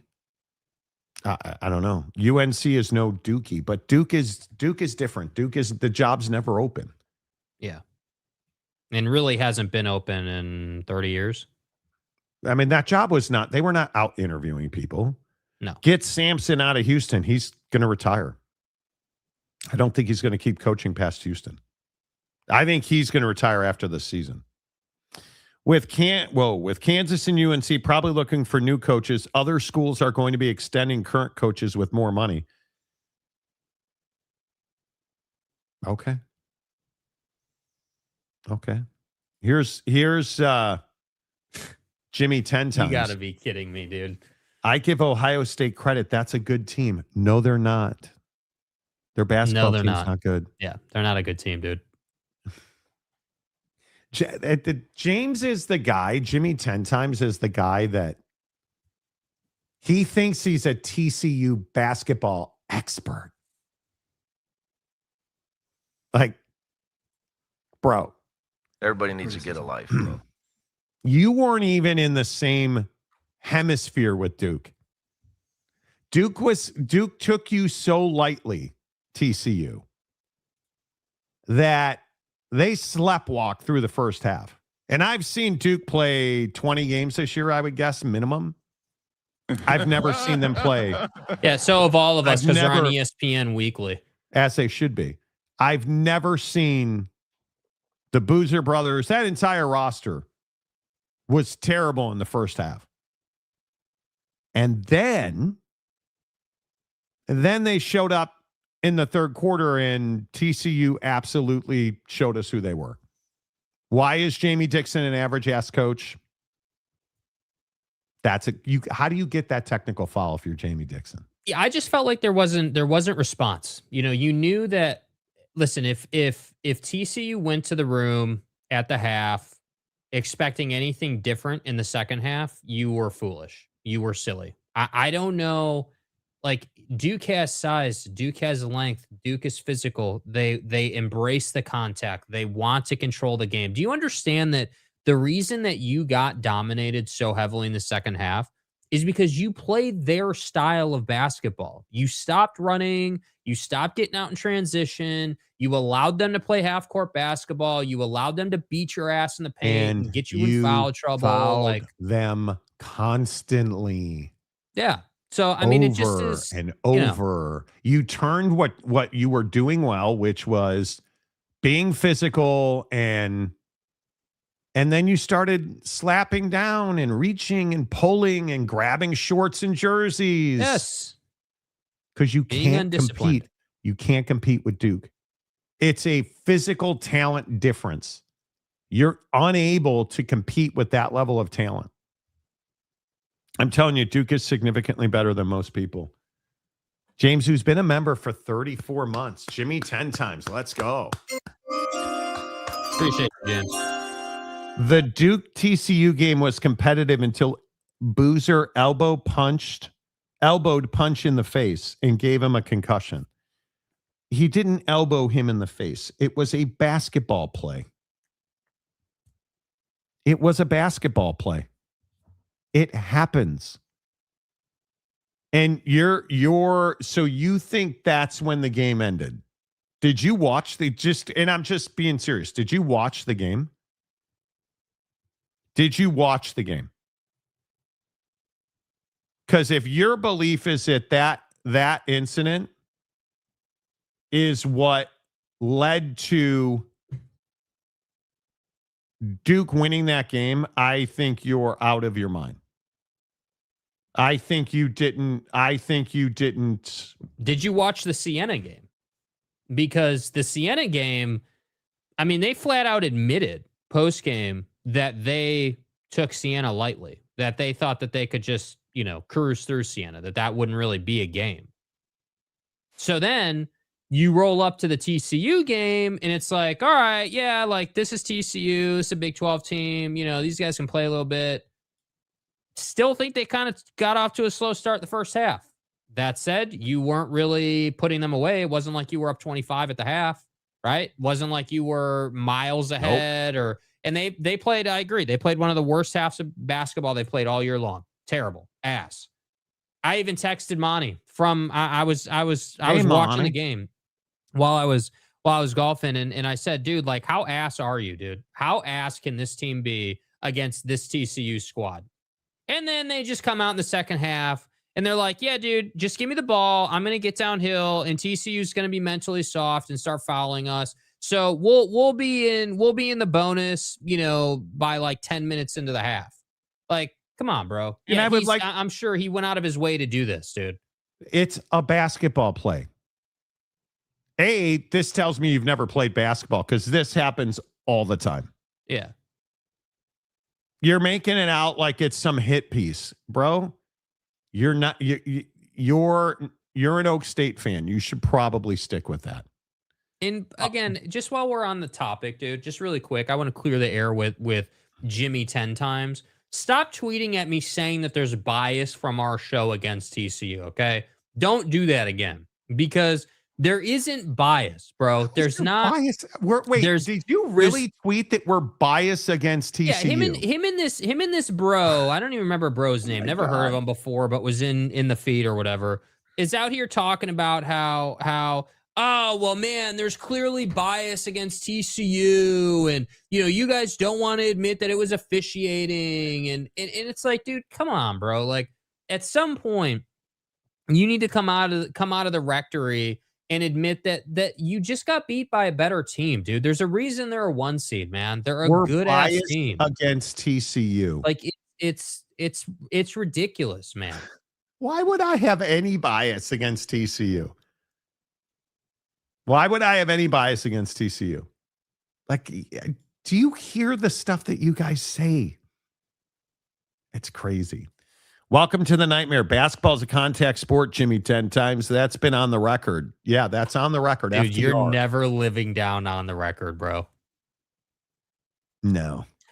Seems like Duke played down to the level of their competition and then wakes up and stomps them. Correct. And that will inevitably come back to get them, in my opinion. Bobby Bagels.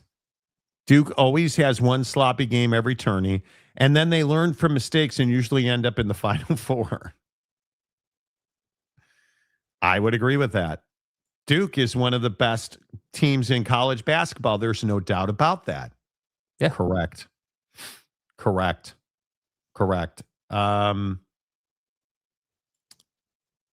Maybe Kansas will pay Bill Self $13.5 million to go coach at UNC.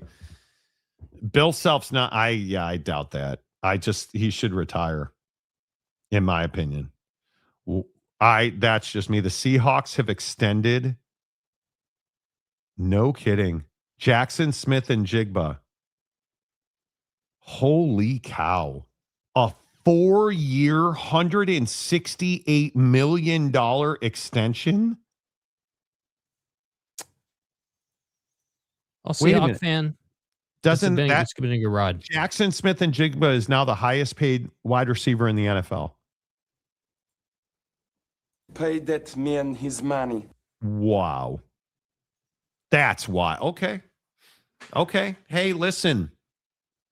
It happens. Is Jackson Smith and Jigba worth the biggest contract in the NFL? I mean, you just won a Super Bowl. You did just win a Super Bowl. That's incredible. Well, and they extended Charles Cross. Wow. They paid Charles Cross like $29 million a year. Holy cow. Yeah, Jackson Smith and Jigba is the highest paid. Puka Nacua is going to get paid. Holy cow. Doesn't that get Puka Nacua paid? Puka Nacua or Jackson Smith and Jigba? Probably JSN. He's younger, more runway. I don't like the volatility off the field from Puka Nacua. Agreed. Ooh, that's a lot of money. JSN is an exciting young wide receiver in the league and tearing it up. He really is.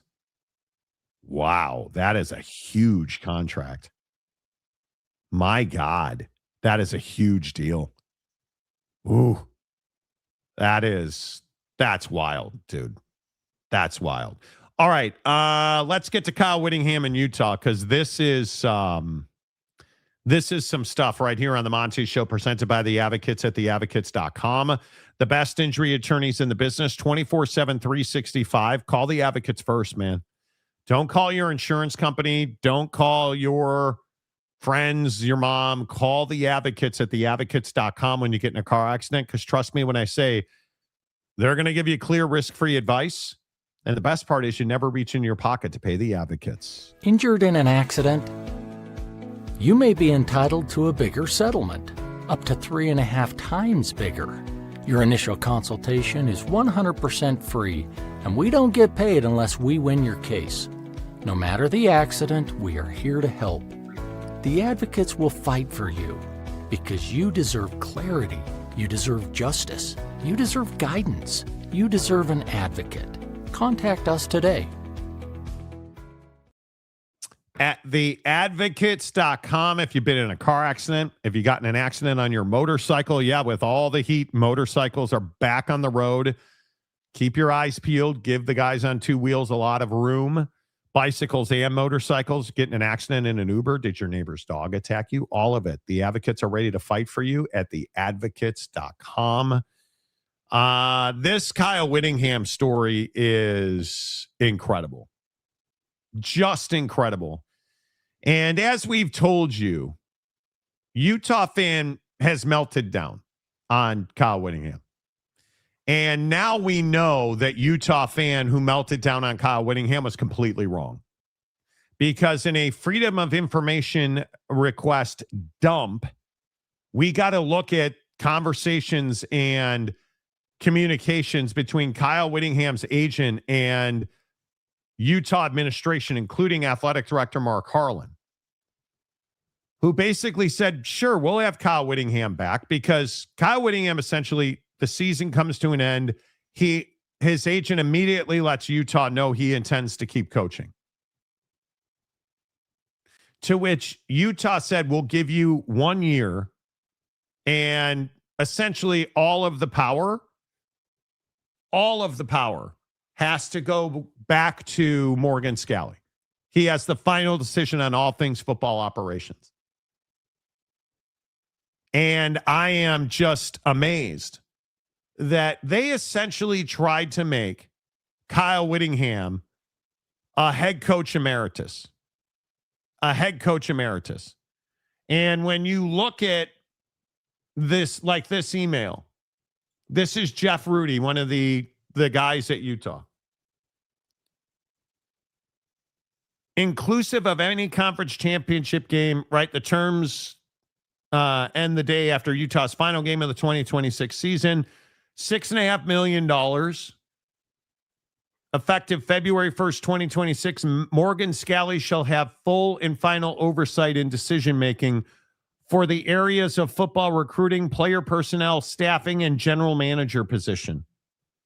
Effective immediately, Morgan Scalley shall have full, complete decision-making authority over all football recruiting, roster management, staffing matters that impact the program beyond the 2026 football season. Any staffing decision by the head coach that would result in a change or relinquish of duties require athletic director approval. Non-disparagement clause. Penalties for violation, first occurrence $500K, second occurrence termination for cause. An athletic department senior administrator, as designated by the athletic director, will be housed full-time within the football facility. College Sports Commission and NCAA infraction language in MLA. So you essentially said, yeah, you can be the head football coach in name only. You have no decision-making authority. None. That's all us. That's all us. Right? Like, it's wild to me.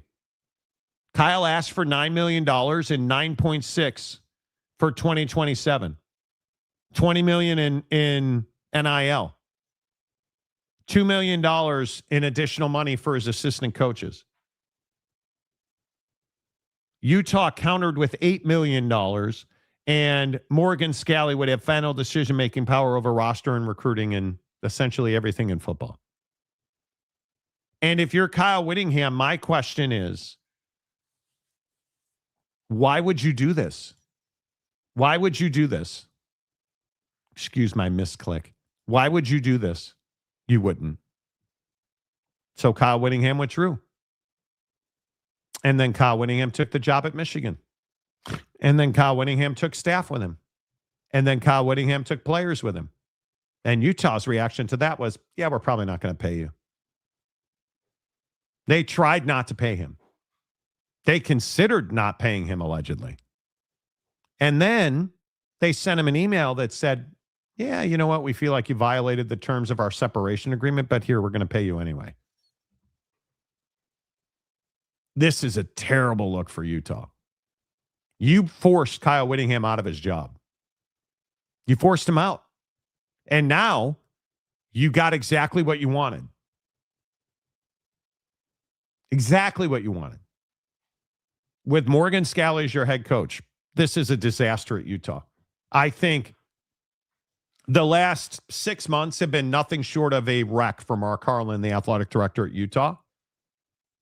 And if Morgan Scalley has a terrible season, I don't even know what a terrible season would look like. But what if they don't win 10 games? You have one of the premier quarterbacks in the league. You have your guy. If they don't contend for a conference championship, does anything happen? Do heads roll at all? Nope. Probably not. Probably not. And I cannot describe the profound level of disappointment I have in Mark Harlan, the athletic director at Utah. To me, this is insulting. It's a slap in the face. It's putting Morgan Scalley in this position only sets him up to fail. That's all this does. And I still can't not look at his smile. Mm-hmm. This sets Morgan Scalley up to fail. That's the only thing you can describe here. I just don't know. The part that I have a lot of trouble with here is you're running a guy like Witt out of town for someone who's unproven. Like, with all due respect, man, I'm not saying he sucks. I'm not saying that Morgan's incapable. But what I am saying is he's unproven as a head coach, man. There's being the number one and there's being the number two. The guy's proven as the number two. He's not proven as the number one. And I think that what's really challenging is do I think your defense is going to be really good? Yeah, I do. Morgan puts together a really good defense. Witt puts together a really good defense that shouldn't be hard to replicate. You know, that's Utah's bread and butter. That's what they're known for. It's their brand. Yep. I don't deny that. But I don't understand where people get off thinking this squad's going to win 10 games or compete for a Big 12 championship. This squad's going to be lucky to be bowl eligible. Not that that means a damn thing anymore. But this squad's going to be lucky to win 6 games, in my opinion. And I think that you're going to have real questions to answer when you struggle this year. There are going to be, like, the Utah fans going to make the excuse that, it's year one. Okay. All right, cool. Well, what happens in year 2 if you're not markedly better? Like, what happens if you never recover from getting rid of Kyle Whittingham? What happens when, better yet, let me do you one more. What happens when Kyle Whittingham goes and wins a national championship in Michigan? Oh, that'd be end times at Utah. And that's why I'm saying this is a move that I'm really, like, I don't make it my business to make things personal with people, and I'm not making it personal with Mark Harlan, but bro, I can't get away from the decision making here, dude. I can't get away from the business decision that you made here, and it was a really poor one. And I think that it's not just the fact that you ran Witt out of town. It's not just the fact that you ran Witt out of town for a guy who's unproven as a head coach, mainly because he's not been a head coach at this level. And he just hasn't. It's not just that you, in my opinion, have set the program back. It's not just that you made this decision after the BYU debacle, after you were on Twitter this offseason, tweeting at kids who committed, decommitted, yada, yada, yada. Like, it's not been a good run for Mark Harlan. And listen, as a dude, like, I'm sure he's perfectly fine. He was on the CFP committee. You know, you do a lot of stuff nationally. Like, I'm not saying he sucks, but what I am definitely saying is that this has been like 3-4 times in a row now where Mark's been on the wrong side of things and Utah is paying the price.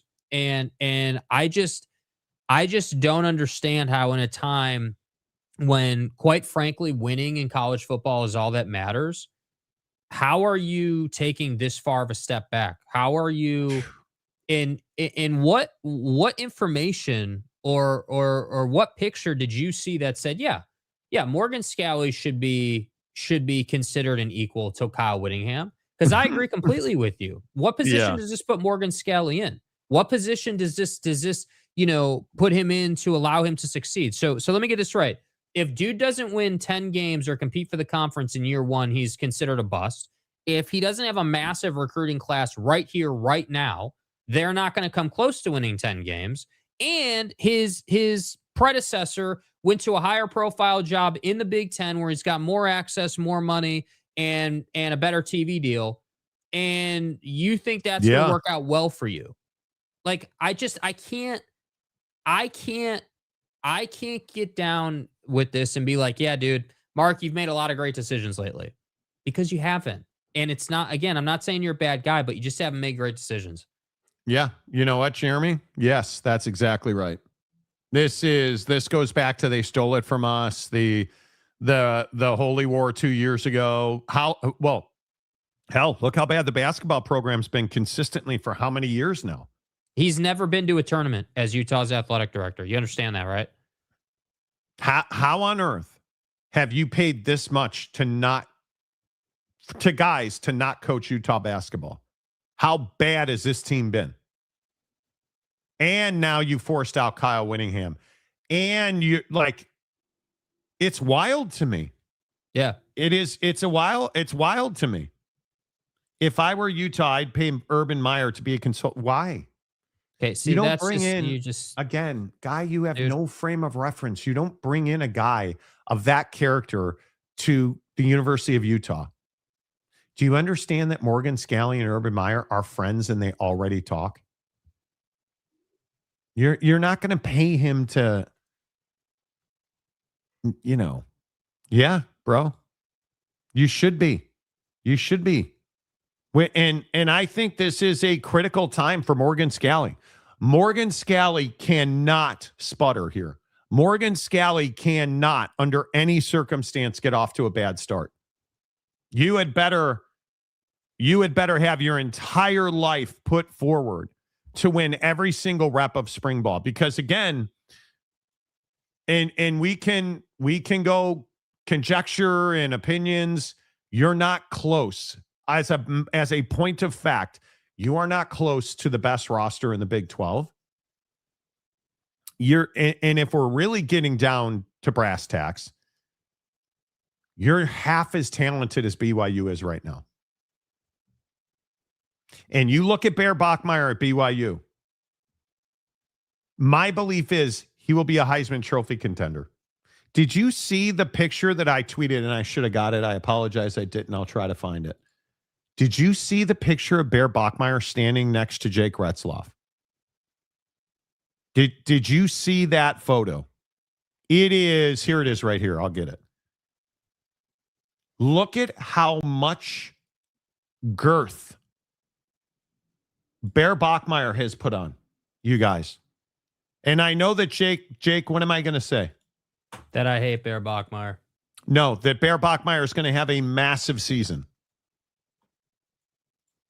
Length. Look at this picture. Look at Bear Bachmeier on the right. That's Jake Retzloff in the white t-shirt and blue shorts. That's Bear Bachmeier, a sophomore. Look at how much girth and thickness Bear Bachmeier has put on. Are you out of your goddamn mind if you think that BYU and Utah are on level playing field. BYU is running away, not running, sprinting away from Utah football right now.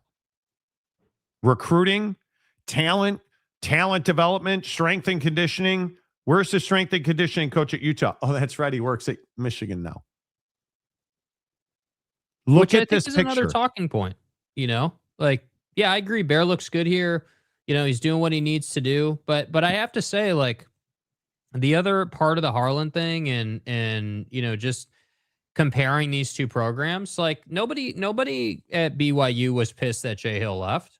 Was anybody like, oh yeah, Jay Hill's a bad guy, or Jay Hill, Witt's terrible for taking Jay Hill? Nobody was surprised, dude. In fact, I'd go as far as to say, and again, this is just my opinion, maybe I'm wrong, I would go as far as to say that people were like, yeah, good luck, Jay. Like, that's a great opportunity, dude. That's a high profile job. Totally get it. It's Kyle Whittingham. Like, that's probably the best opportunity you're going to get in your career. Like, let's be real, So the idea that Utah and frankly, Mark Harlan are sending emails out and are like, yeah, we're quote, disappointed in your behavior, around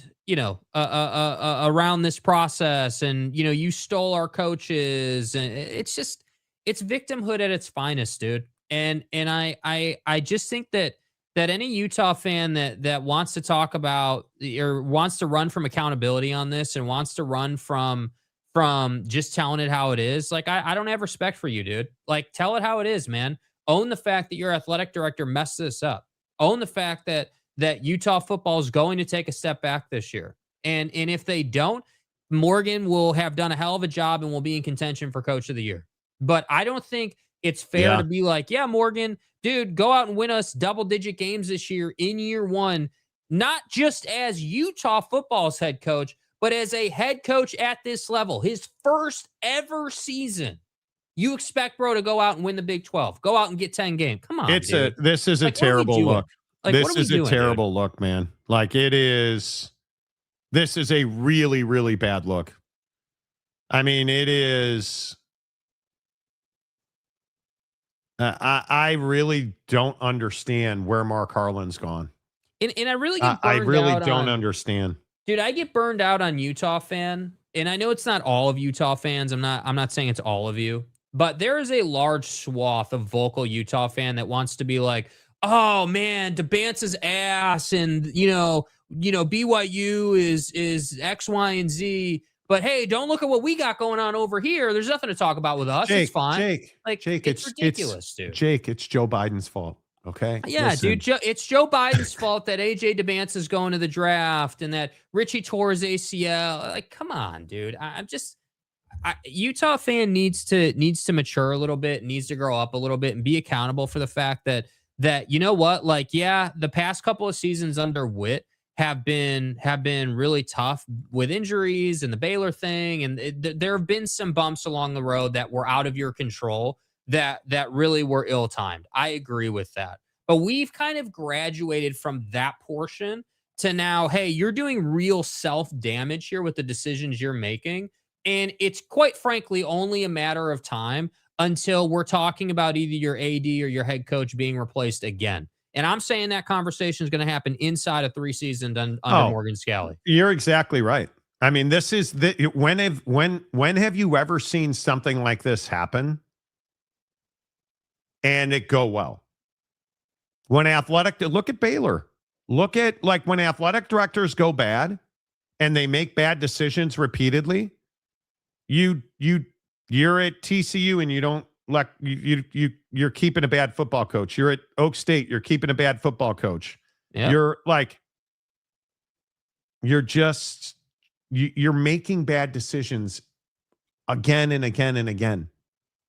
And Mark Harlan, in my opinion, had been and I don't know, Jeremy's point to, hey, at like 3 years, before that point, he navigated the Pac-12 meltdown perfectly. Mm-hmm. Perfectly. And since that time, I mean, they've really done nothing well in basketball. And now this thing with Kyle, this is a mess. right? How much did Scally have to have a say in all this? Well, it feels like he was going to leave. And they panicked when Morgan Scally was going to leave. And the thing that's interesting, I was talking to a dude at BYU. BYU thought they would keep Kyle Whittingham. Morgan would leave and go take another job. The biggest concern at BYU was Jay Hill, who is thick as thieves with Kyle Whittingham, would leave BYU to go be the defensive coordinator and co-head coach at Utah, which is what I think would have happened. That's the worst part. And this dude at BYU is a well-placed guy in BYU athletics. And he's like, oh, we were fully ready. We thought that Jay Hill was going to go and replace Morgan Scally at Utah. And instead, they ran Kyle out, and Kyle went to Michigan and still took Jay Hill. They were like, we were ready. We thought it was good. We thought it was done. You don't run Kyle Whittingham out of you. BYU was like, they're not going to run Kyle. Everybody was like, they're not going to run Kyle out of town. Who would do that? By the way, did Mark Harlan or anyone else take 5 seconds and look at the soft-ass schedule you're playing this year? Anyone notice you've got 3 games on the schedule this year? Like, it would have been a cakewalk 10, 11-game season under Kyle, yet you still ran his ass out of town. I don't get it, dude.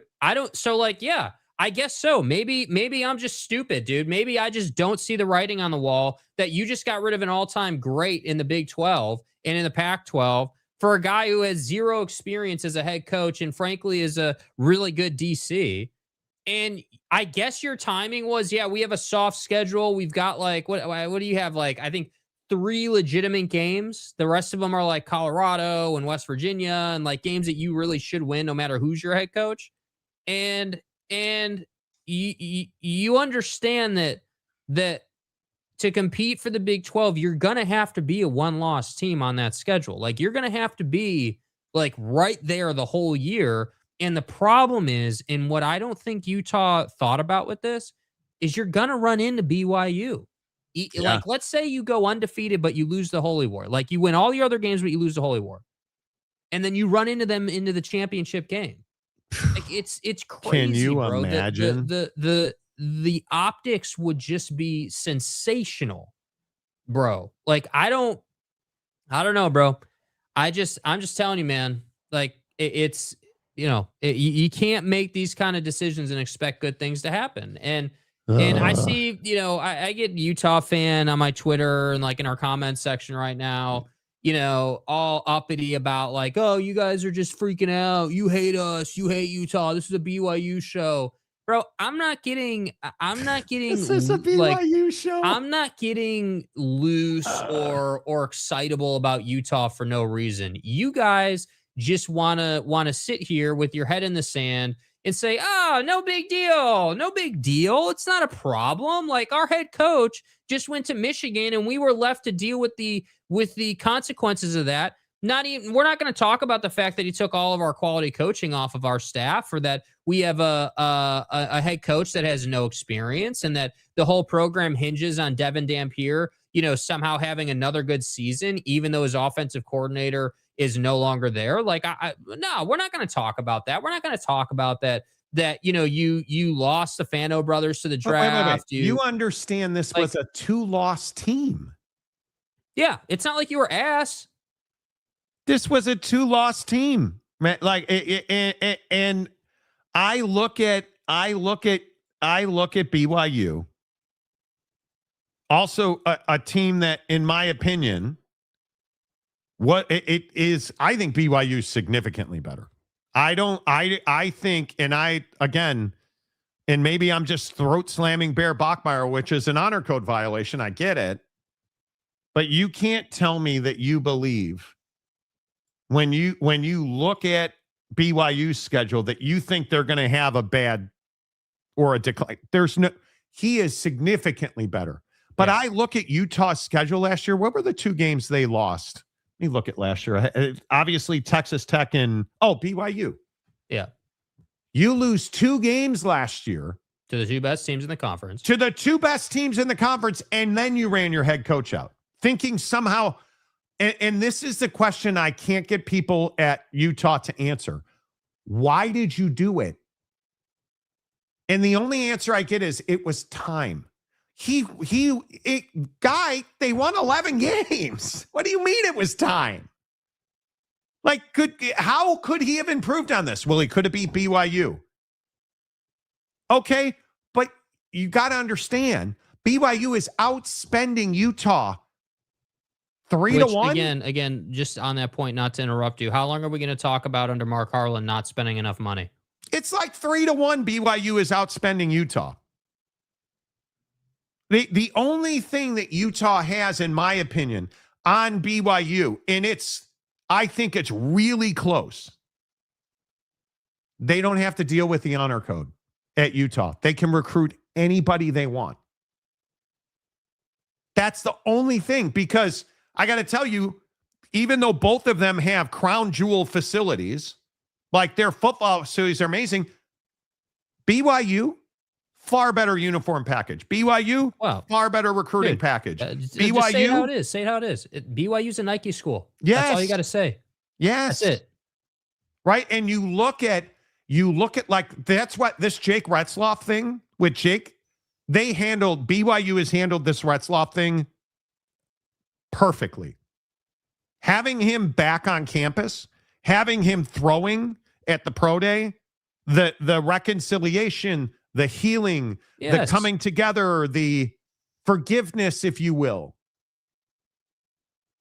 Bro, BYU can't seem to put a foot wrong right now, especially in football, right? I mean, if you look at everything at BYU, they're spending the money, their facilities are, even though I'm an Oak State fan, TCU James says that BYU has shitty basketball facilities. Again, you're up in the night. BYU's got elite basketball facilities, their locker room facilities, their practice facility, the Marriott Center, like all of it. Their social media. BYU, I don't even know that Utah does social media. BYU's video and social media, TikToks, Instagram, Twitter, all of it, superior. And then you ran Kyle Whittingham out of town. And somehow you think this is just going to be okay. It's not just going to be okay. You're going to have to prove every day that you can compete, because running Kyle Whittingham out of town, and this was, admittedly, this is a BYU opinion from somebody at BYU, running Kyle Whittingham out of town also helped BYU in recruiting massively, because it burned a lot of bridges at the high school level in the state of Utah where there's elite talent. A lot of people were disappointed in the way that Kyle Whittingham was treated. And now that was all verified by these document dumps. Yeah, I love the assertion that from Utah fans that it's like, oh, well, Kyle took all of our coaches. He didn't follow the transition plan, quote, as per contract. Dude, you disrespected Kyle Whittingham. And you paid him. Dude, you shook a tree that you shouldn't have shook.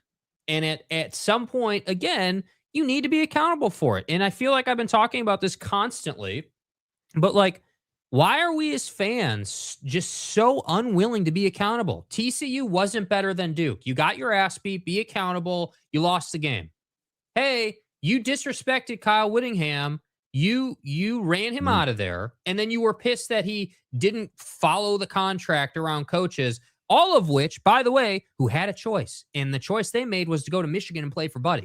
Well, but I think the other thing that's important to point out is Kyle Whittingham is operating at a very high level. You had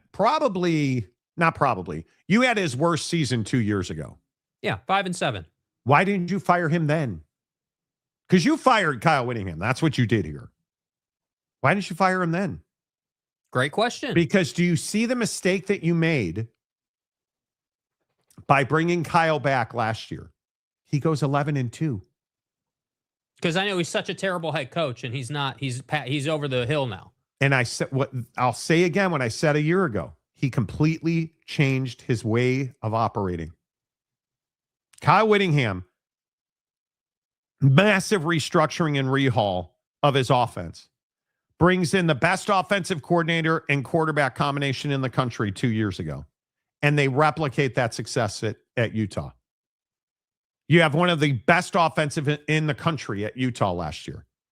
And now that entire package, obviously Devin stayed at Utah, but that entire package goes to Michigan.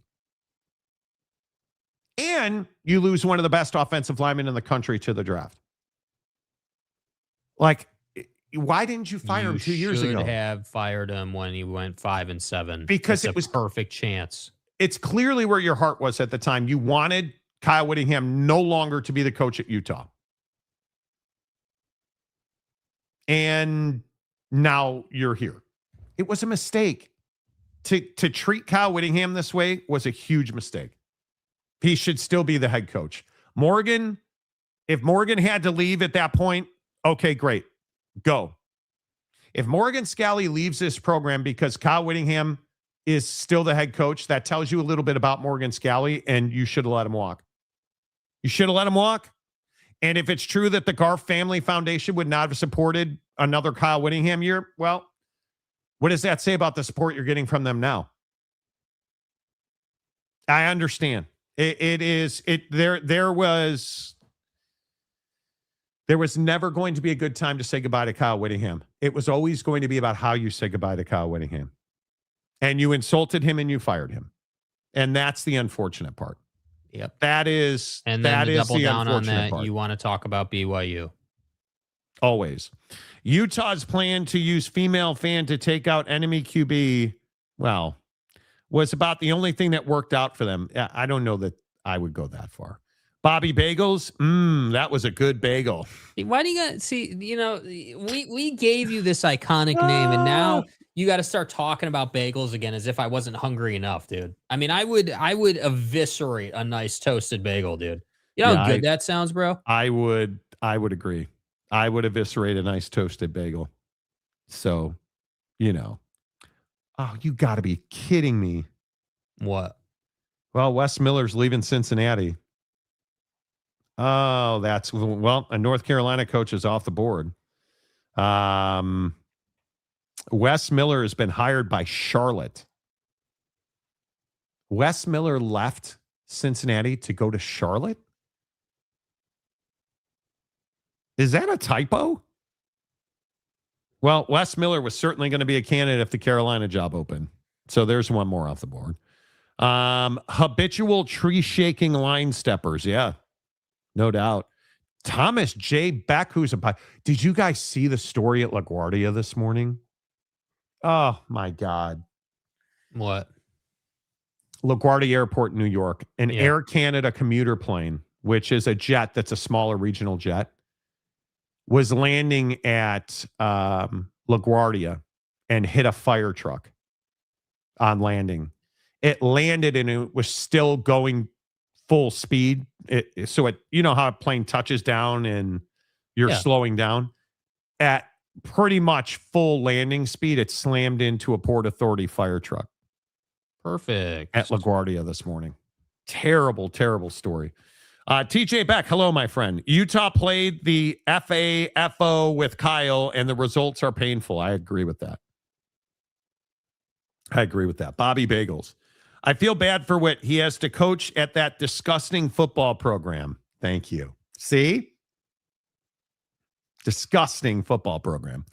How desperate was Kyle to keep coaching? He went to the scumbags at Michigan.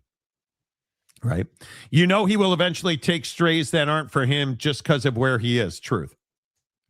And somehow Job of the Manual is still there. Roche, one of our resident Utah fans. I think everyone is in a better place now. I don't understand what Utah did wrong. I think Kyle needed to leave. It's what we needed, and it's what Kyle needed. Whoa. Dude, oh my God, dude. So why did Kyle Whittingham need to leave? And let me ask you this again. You keep Kyle Whittingham. Let's play the what if and what would have game. You keep Kyle Whittingham. All right, Morgan Scalley goes and takes a different job. Okay, well, if then what? Morgan Scalley leaves, Jay Hill goes from BYU to Utah.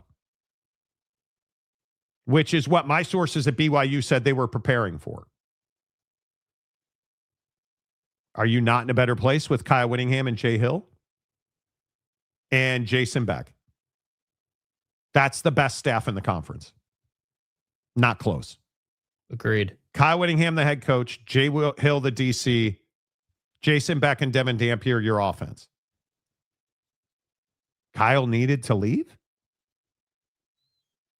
Come on now. Why did Kyle need to leave? Well, he had a terrible season 2 years ago. Came back and went 11-2 last year. Why did he need to leave? He was recruiting. He was portaling. Oh, because he asked for more NIL money. And he asked for a raise for his coaching staff. Come on now. Why did he need to leave? That's the one I'm going to need an answer to. That's the one like, listen, I can go with you on a lot of stuff as it relates to Kyle Whittingham in Utah. Kyle's arc through NIL too slow. The infrastructure at Utah Athletics too slow to assimilate to NIL and portaling. But he really did assimilate to it. And you were swapping players with BYU back and forth. The Fano brothers, right? Tanavasa. And if you think that Witt and Kalani don't talk, you're up in the night. They're very close friends. Jay Hill and Witt are very close friends, obviously. Jay Hill took about half a second to say yes. Did Kyle Whittingham really need to leave? I'm going to say did 11-2 really need to leave? Coach Whittingham stays. Coach Scally leaves. Coach Whittingham retires. Jay Hill becomes the head coach of Utah. It was a perfect plan that Harlan blew up. Yeah, I mean, potentially. Potentially. We're taking steps back when Kyle leaves anyway. This has been a long-term plan. Morgan is still recruiting. Yeah, but I think you are wearing red sunglasses, dude. Who do you want as your next head coach, Morgan Scally or Jay Hill? You don't want the answer to that question. Jay Hill, for sure. Utah could have had Jay Hill as their next head coach. Yes, they could have. And to Roche's point, we can sit here and play the what if and maybe game. I agree that Kyle was certainly he was year to year, right? There's no question about that. Which I agree for a football program that needed to be settled. You either needed to extend him for 3 years at a time or not. But I think I would, any Utah fan, I think would have to agree. You would take Jay Hill over Morgan Scally. I mean, you would, right? And again, to Roche's, this sentiment here, though, I think we can't just skip over. The sentiment of we're taking a step back anyway. You are? I don't believe that. I'm not trying to be a red ass with you, man, but if you're Utah football, hasn't the play for Utah football been, and if we wind the clocks back even 10 years, right? Post wind the clocks back. Yeah, post Scally text scandal forward, the play was always, hey, Scally is going to be the replacement. He is the head coach in waiting. So you've known about this for damn near all of Mark Harlan's tenure at Utah. This is not a new thing. This is not somehow a surprise. So this sentiment right here, with all due respect, Roche, I completely disagree with you. The sentiment was never Utah was going to take a step back. No. The sentiment was Kyle Whittingham is grooming Morgan Scally so that when Morgan takes the head coaching post as someone who's never been a head coach, he's prepared and he knows how to recruit. And he's not just talking about relationships in Houston with Holly Rowe. He's talking about we're a nationwide program. We know how to get guys from Florida. We know how to get guys. We have a pipeline to California. You didn't hear any of that. And that's now why I'm telling you it's an issue. The biggest issue is the dynamic has completely shifted because now I have to think Jason Beck or Jay Hill will be the next head coach at Michigan. I would assume. I mean, and by the way, if you're Kyle Whittingham, at what point do you put to bed the rumors of your retirement? I mean, at what point do you say, "Hey, dude, like I'm going to be coaching for another 5 years. Like you can stop asking me about my path out of football or when I'm going to retire, or will I retire after my next national championship? Like stop asking me those questions, dude. Like you took the Michigan job. This bro's got at least 5 years to go. You don't take that kind of job and operate in 3-year windows, dude. This is a 5-year post at a minimum, dude. Yeah, and I just look at Kyle's he's got a huge incoming class. Yeah. The biggest question will be your quarterback. That's it. If you can figure him out. And I do think that's a big if. Yes, they're capable. Yes, I think he will develop. But what does that actually look like on the field, you know? Well, now there's no excuses for Bryce because he's got Beck. Of course. Right? Of course. But you and I both know, just like we talk about with Bear Bachmeier, right? Like the off-season development, yes, that's great. But how does that translate to the field? With Bear, I can say, okay, cool. Like, dude's put on muscle. Like, his throwing mechanics are better. We're on track to have a pretty damn good season, dude. All signs look green. But I'm not really seeing much out of Bryce Underwood outside of your little shenanigans in the locker room right after Witt took the post. Yep. So I just have questions, dude. Why would Jay Hill leave BYU, who just got more money? That's not for sure, is it? And Morgan might be a small step back. 10 wins is still no, it is not possible. You have a really easy schedule. And should have a dominant defense. But if you win 10 games, that would be a very good season for Morgan. I mean, I just look at their road games. The road games are very easy. I mean, you're at Iowa State, at Colorado, at Cincinnati, at Arizona, at TCU. I mean, you have one game, Arizona, that's a challenge. I mean, and your home games are West Virginia, BYU, Houston, Kansas, Utah State, Arkansas, and Idaho. I mean, that's an easy schedule, right? Yeah. But why would Jay Hill leave BYU? Him and Kyle are very close. And I think Jay Hill wants to be the next head coach at Utah, or did. But now he's going to have an opportunity to be the next head coach at Michigan. Right. Which I have to believe that's what Kyle's pointing him at. Right? I mean, because their defense is going to be just talent alone. Their defense is going to be ridiculous. I mean, I think it's going to be very good. Jeremiah, I forgot which player it was, but there's a picture floating around of a Miami player going to get food from concessions after they lost their game in uniform still. Is there really? That's wild.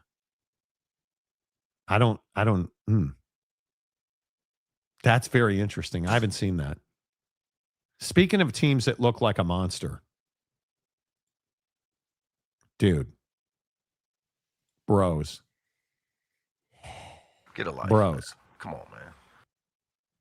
Have you guys seen, and I know it's spring football and we all win national championships, right? We all win national championships. Have you guys seen the photos of, I don't even know what we're on. How many times this month are you at right now? I mean, are you at like 50? Yeah, 96. You're at like 96. Okay, I just wanted to check in. I don't even know. Jerome Bettis Jr. looks like a different human being. Like, if you look at Jerome Bettis Jr., and I'm getting the photos now. But what have I told you guys about lifting weights at Notre Dame? Right? Because we don't soak at Notre Dame, we pound. Right. This is incredible to me. If you look at these two pictures, this is Jerome Bettis Jr., the wide receiver, who is the son of the legendary Pittsburgh Steeler and Notre Dame alum. Here he is 1 year ago in spring ball. Okay. Looks like a football player, I guess. Do you even live? Here he is on Saturday afternoon. Bro. Macaque.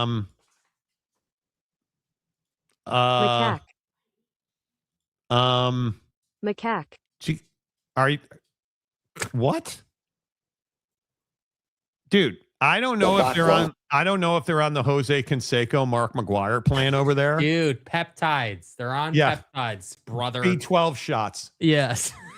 Whatever it is, I need, give me some of that. Your boy needs it. Because this is incredible. I have never taken steroids.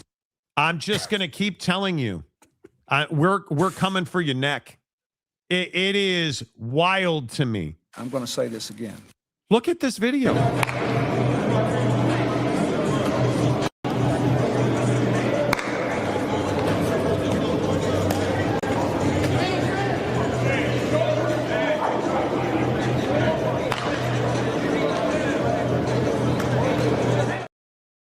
The guy's a fucking unit.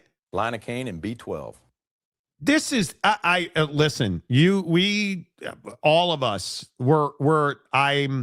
do not come here the day after we go undefeated and win a national championship. Yeah, because I will just be oh my God, bro. The forearm strengthening will be elite. Well, I think when we started with that messaging, we have to utilize the situation we were in last year.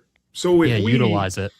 Use that situation where we were left out of the playoffs as a opportunity to blame the committee, to blame somebody else, you're not utilizing the decision that was made. We have to use that to make sure we leave no doubt as we go into this season. But leave no doubt is not just in the game of football. It's you as a person, right? And I tell our players all the time, if you want to be a starter, you have to leave no doubt. If you want to play more, you have to leave no doubt. If you want to get your degree, you have to leave no doubt. And so it's a mindset to put the work in that gives you an opportunity to leave no doubt. This is probably the best offseason we've had so far.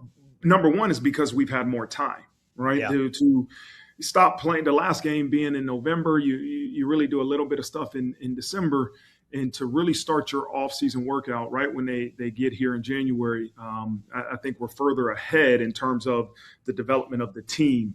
You have both coordinators back. You have your starting quarterback back. You got a lot of guys returning. Do you even live? Bro. Dude. Anyone, can you do something for me? Like. And I have been a vocal Marcus critic. There's no question about that, right? Like I have not been a fan of Marcus Freeman. He has done one thing very well, recruit. But now with the staff hires, and I don't know how you explain this strength and conditioning thing at Notre Dame. Oh my God, just like that. Oh. I mean, bro.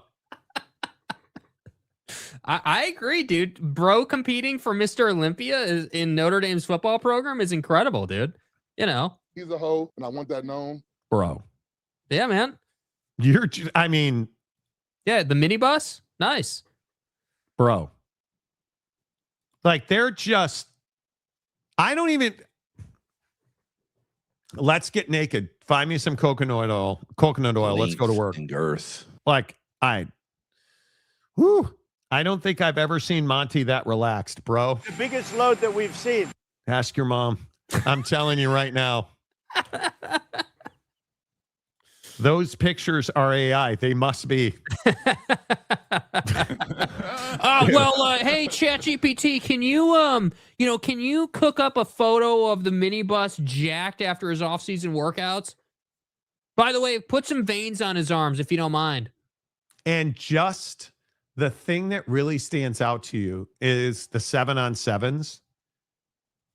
To win at 7-on-7 football. Do you guys know what 7-on-7 is? It's essentially 7 defenders, 7 offenders. You have to be accurate. CJ Carr looks so different as a quarterback. I can't explain. I don't know what they are feeding the Catholics, but whatever's in the communion and the wine, the body and the blood of Christ. In God's name, image, and likeness. If I got to take it rectally, just pour it in there. Whoa, dude. Whoa. James, where you at, brother? I mean, again, fill me up because I'm ready. Is this on the record or is this off the record? I just want to make sure. Whoa. 10 times needs to stay the fuck away from Notre Dame. Do not comment on Notre Dame, you heathen. Yes, absolutely. Glazing the gold. Yes. Yes, shining my golden dome. Yes, steroid-laced communion wafers, 100%. They're drinking protein shakes at confessional. And B12. Yeah, apparently he lifts. Yeah, bro. Yeah, man. Yep. It's incredible. It is incredible, dude. I mean, yeah. Chat GPT, can you create an all-fat team? I would be the starting quarterback of the all-fat team. Yes, here's your 2026 Notre Dame football team in Zion Williamson, dude. As long as he brings his girlfriends with so that my guys... Mariah Mills is on the sideline. Look at that. Bro, I'm telling you. Bro. Yes, Abe Froman, sausage, baby. Let's go. Length and girth. Quote, sausage, baby. Dude. And I am telling you right now, if we lose a game, Marcus Freeman should get run out of town. Like they did with Witt?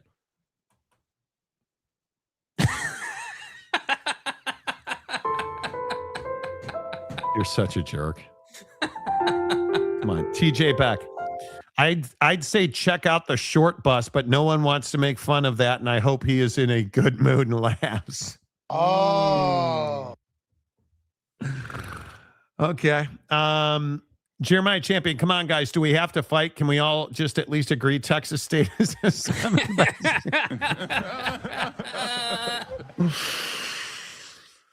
Oh, my God. Hey, Marty, Notre Dame is losing a game on October 17th. Where's Kay Nurin when you need him? Kay Nurin's been telling me that for like a year. Seriously. We're beating that Catholic ass Mormons over I want that known. all day long. We tithe, you ride, same thing.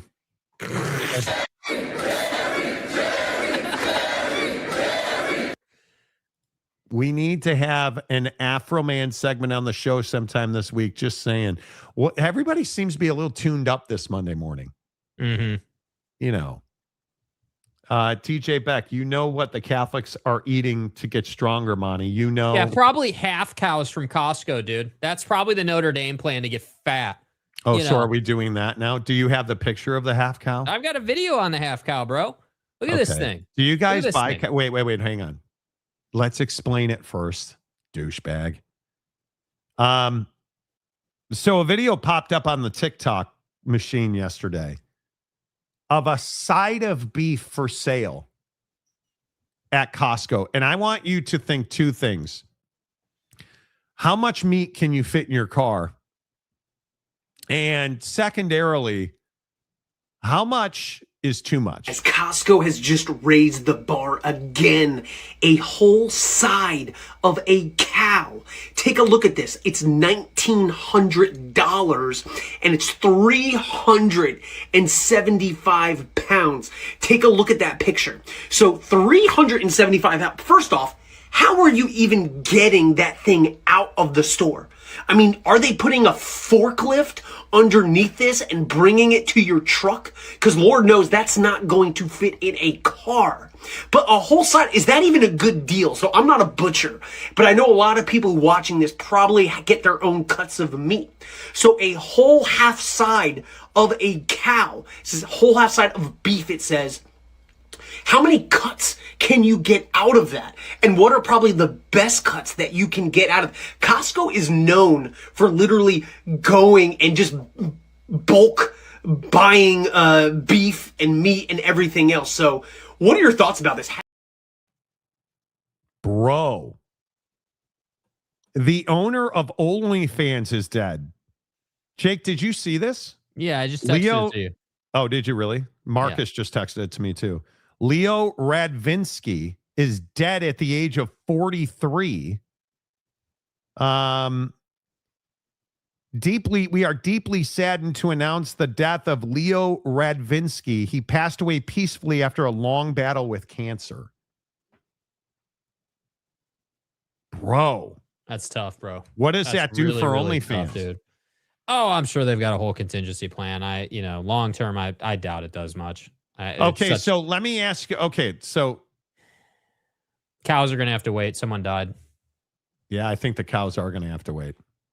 Okay, where do you come down on God? Stupid timer.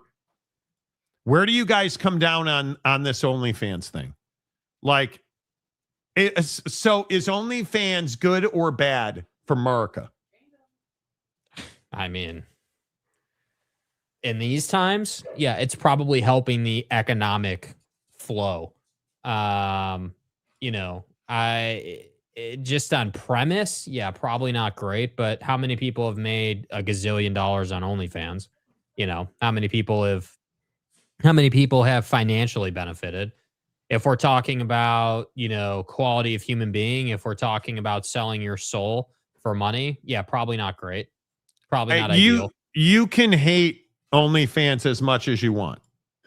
I mean, and truly you can. There's no doubt it revolutionized its industry, right? There is no question. It revolutionized its industry, right? It is incredible to me that and this is the owner of OnlyFans. This is the owner of OnlyFans who now passed away that you see on your screen. And it's incredible to me what this guy was able to accomplish. And I hate that it's pornography because I think we all know I am not a fan of pornography. Yeah. Yeah, I mean, it's tough, dude. I think that, yeah, I mean, obviously the nature of the platform, plays a huge role in the conversation. But, bro is in the ground at 43. I mean, I wouldn't wish that on anyone. And I think that that platform did revolutionize the industry. That platform, did change things. There's no question about it. And I think that once again, it's another thing where that platform struck gold during the pandemic, man. I mean, there's just no other way around it. When you have the situation playing out the way it did during that time in our country, to have a platform like that where, quite frankly, dudes could do what dudes do, I mean, you're going to benefit. And I think that it sucks that that's the nature of the content. And I really despise that, a lot of these creators just literally just sell their souls. And now, it used to be that, oh, well, don't screen record my OnlyFans and share it. But now that's just like common, that's just like a normal thing now. And that these people just have their channels and you wind up hearing from these different creators that they regret their decision. So I just think it's a whole cesspool of awfulness. But again, I wouldn't wish it on anyone to be in the ground at 43.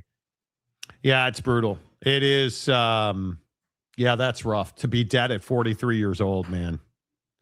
That's brutal. His contract with Satan was due. Who are you, James in priest mode? Dude. I mean, you do. And we need to talk about this manosphere thing. Do you guys know what the manosphere is? Because I think this is a big part of this OnlyFans stuff. Jake, have you ever heard of the manosphere? Do you know what that is? No idea. Never heard of it. So it's essentially the Paul brothers. It's this group of people that believe men are superior and women should be subservient. And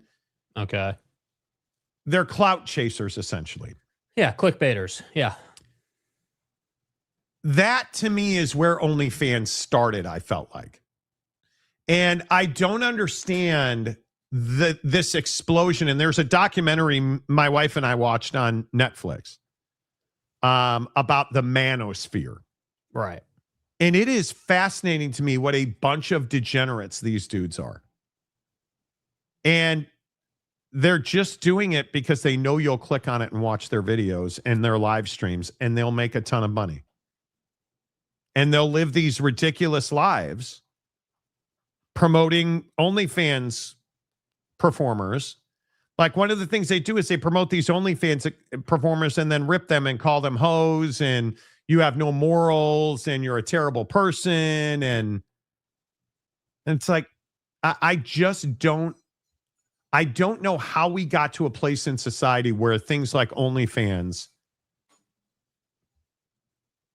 like thrives.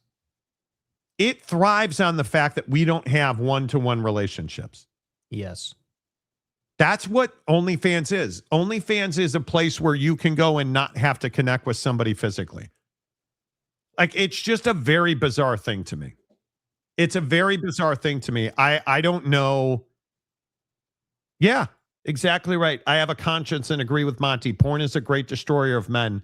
Everyone has their agency, but damn, if it doesn't ruin your soul, it really does. Yeah. And you know what I would also contend with OnlyFans is that I actually think if you really get into it, I actually think it's worse than just like a bro going to like an adult content site. Like OnlyFans is, hey, you signed up for someone's page, like their account, and they are giving you personalized content that you're requesting. They are giving whether you it is or not. personalized Whether it is or not. Yeah, I agree. The whole AI conversation is part of it too. But my point is that it makes it worse when you feel like, hey, I'm like talking to a creator and they're investing time in me, and we have like this relationship of sorts, and not like you're with them, but just like they know who you are. You're talking, you're communicating, they're making you personalized content. Like, I just think it gets into, it's so much worse than, hey, I needed a 5-minute fix. It's like, hey, now I'm like, thousands of dollars into this thing for paying for content, and it's just degrading me as a human being. Like, I just think that's the part that I have the biggest issue with. I just can't do this whole manosphere thing, and you should go look at it, you guys. You'll be fascinated. Is this the name of the documentary, or where did manosphere come from? Just search manosphere. It's a whole term, but search manosphere documentary, and we're just creating this legion of young people in this country that don't have an understanding of what human respect is. And you're creating this group of young men who don't respect women or don't value women as human beings. Yeah. Like, they are utilities in their life. And I'll never understand it. I just don't. I guess it's for money and clout and fame. And if that's what drives who you are, I am no longer surprised at why Gen Z is where we are. I am no longer surprised at why, because a lot of these manosphere bros are millennials. And when did they come up with their money and their clout? The pandemic. Because it made it easy not to talk to people and say outrageous things that people will watch. And just watching this documentary, it is so disgusting to me. Yeah. The way that these dudes act, I'll never understand it. Yeah, I will never understand it. Rough. And like, they're busting these OnlyFans farms where you have, did you guys see this thing where you have this room of men acting as women who are OnlyFans creators, and they literally have this entire room of all of these screens, and it's these 5 guys sitting in front of like 5 massive screens running like 50 OnlyFans accounts. And you think you're talking to this female performer. This YouTube View thing where the police raided this underground bunker that had cell phones on every wall, every ceiling, everywhere, viewing their own YouTube videos so that they could run. Like, that's who we are now. They'll do anything. It's crazy to me that this is what our young men are doing in this world. I'll never understand it. It is so, we'll yes. do anything, man. It is so cringe for sure. But yeah, the founder of OnlyFans passed away this morning at 43 years old. What's all that money worth now? What's all that money worth to you now? It always seems to work out that way, doesn't it? For a lot of people, like, hey, you did this one thing and it made you a lot of money, but then, you had cancer or like something happened.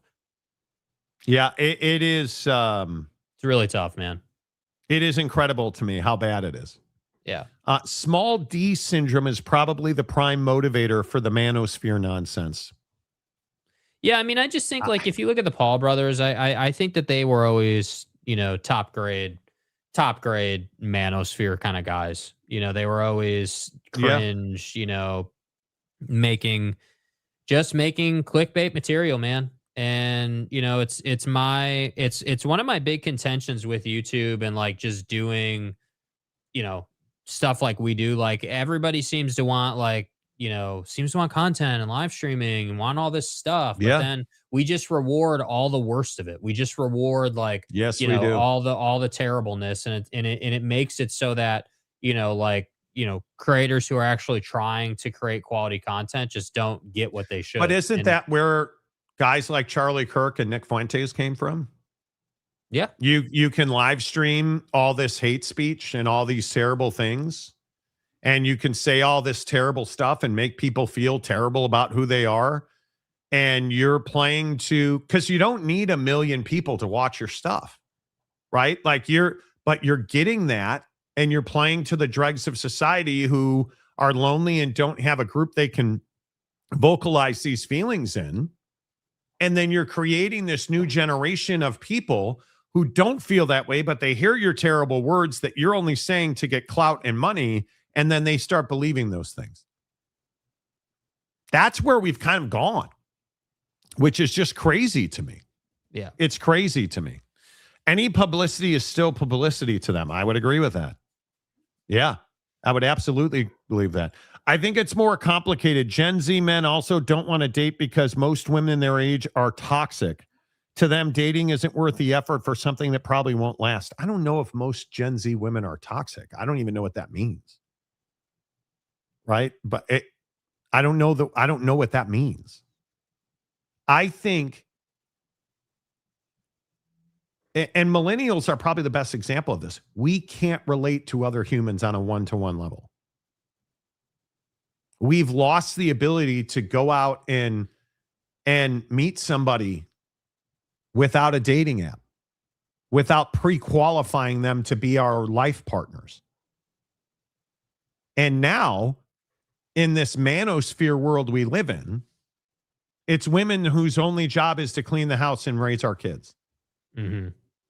Regardless of what they want, regardless of what their hopes and dreams are, regardless of what their ideals are. No, you stay home, you raise the kids. I'm going to make money streaming and saying terrible things about human beings.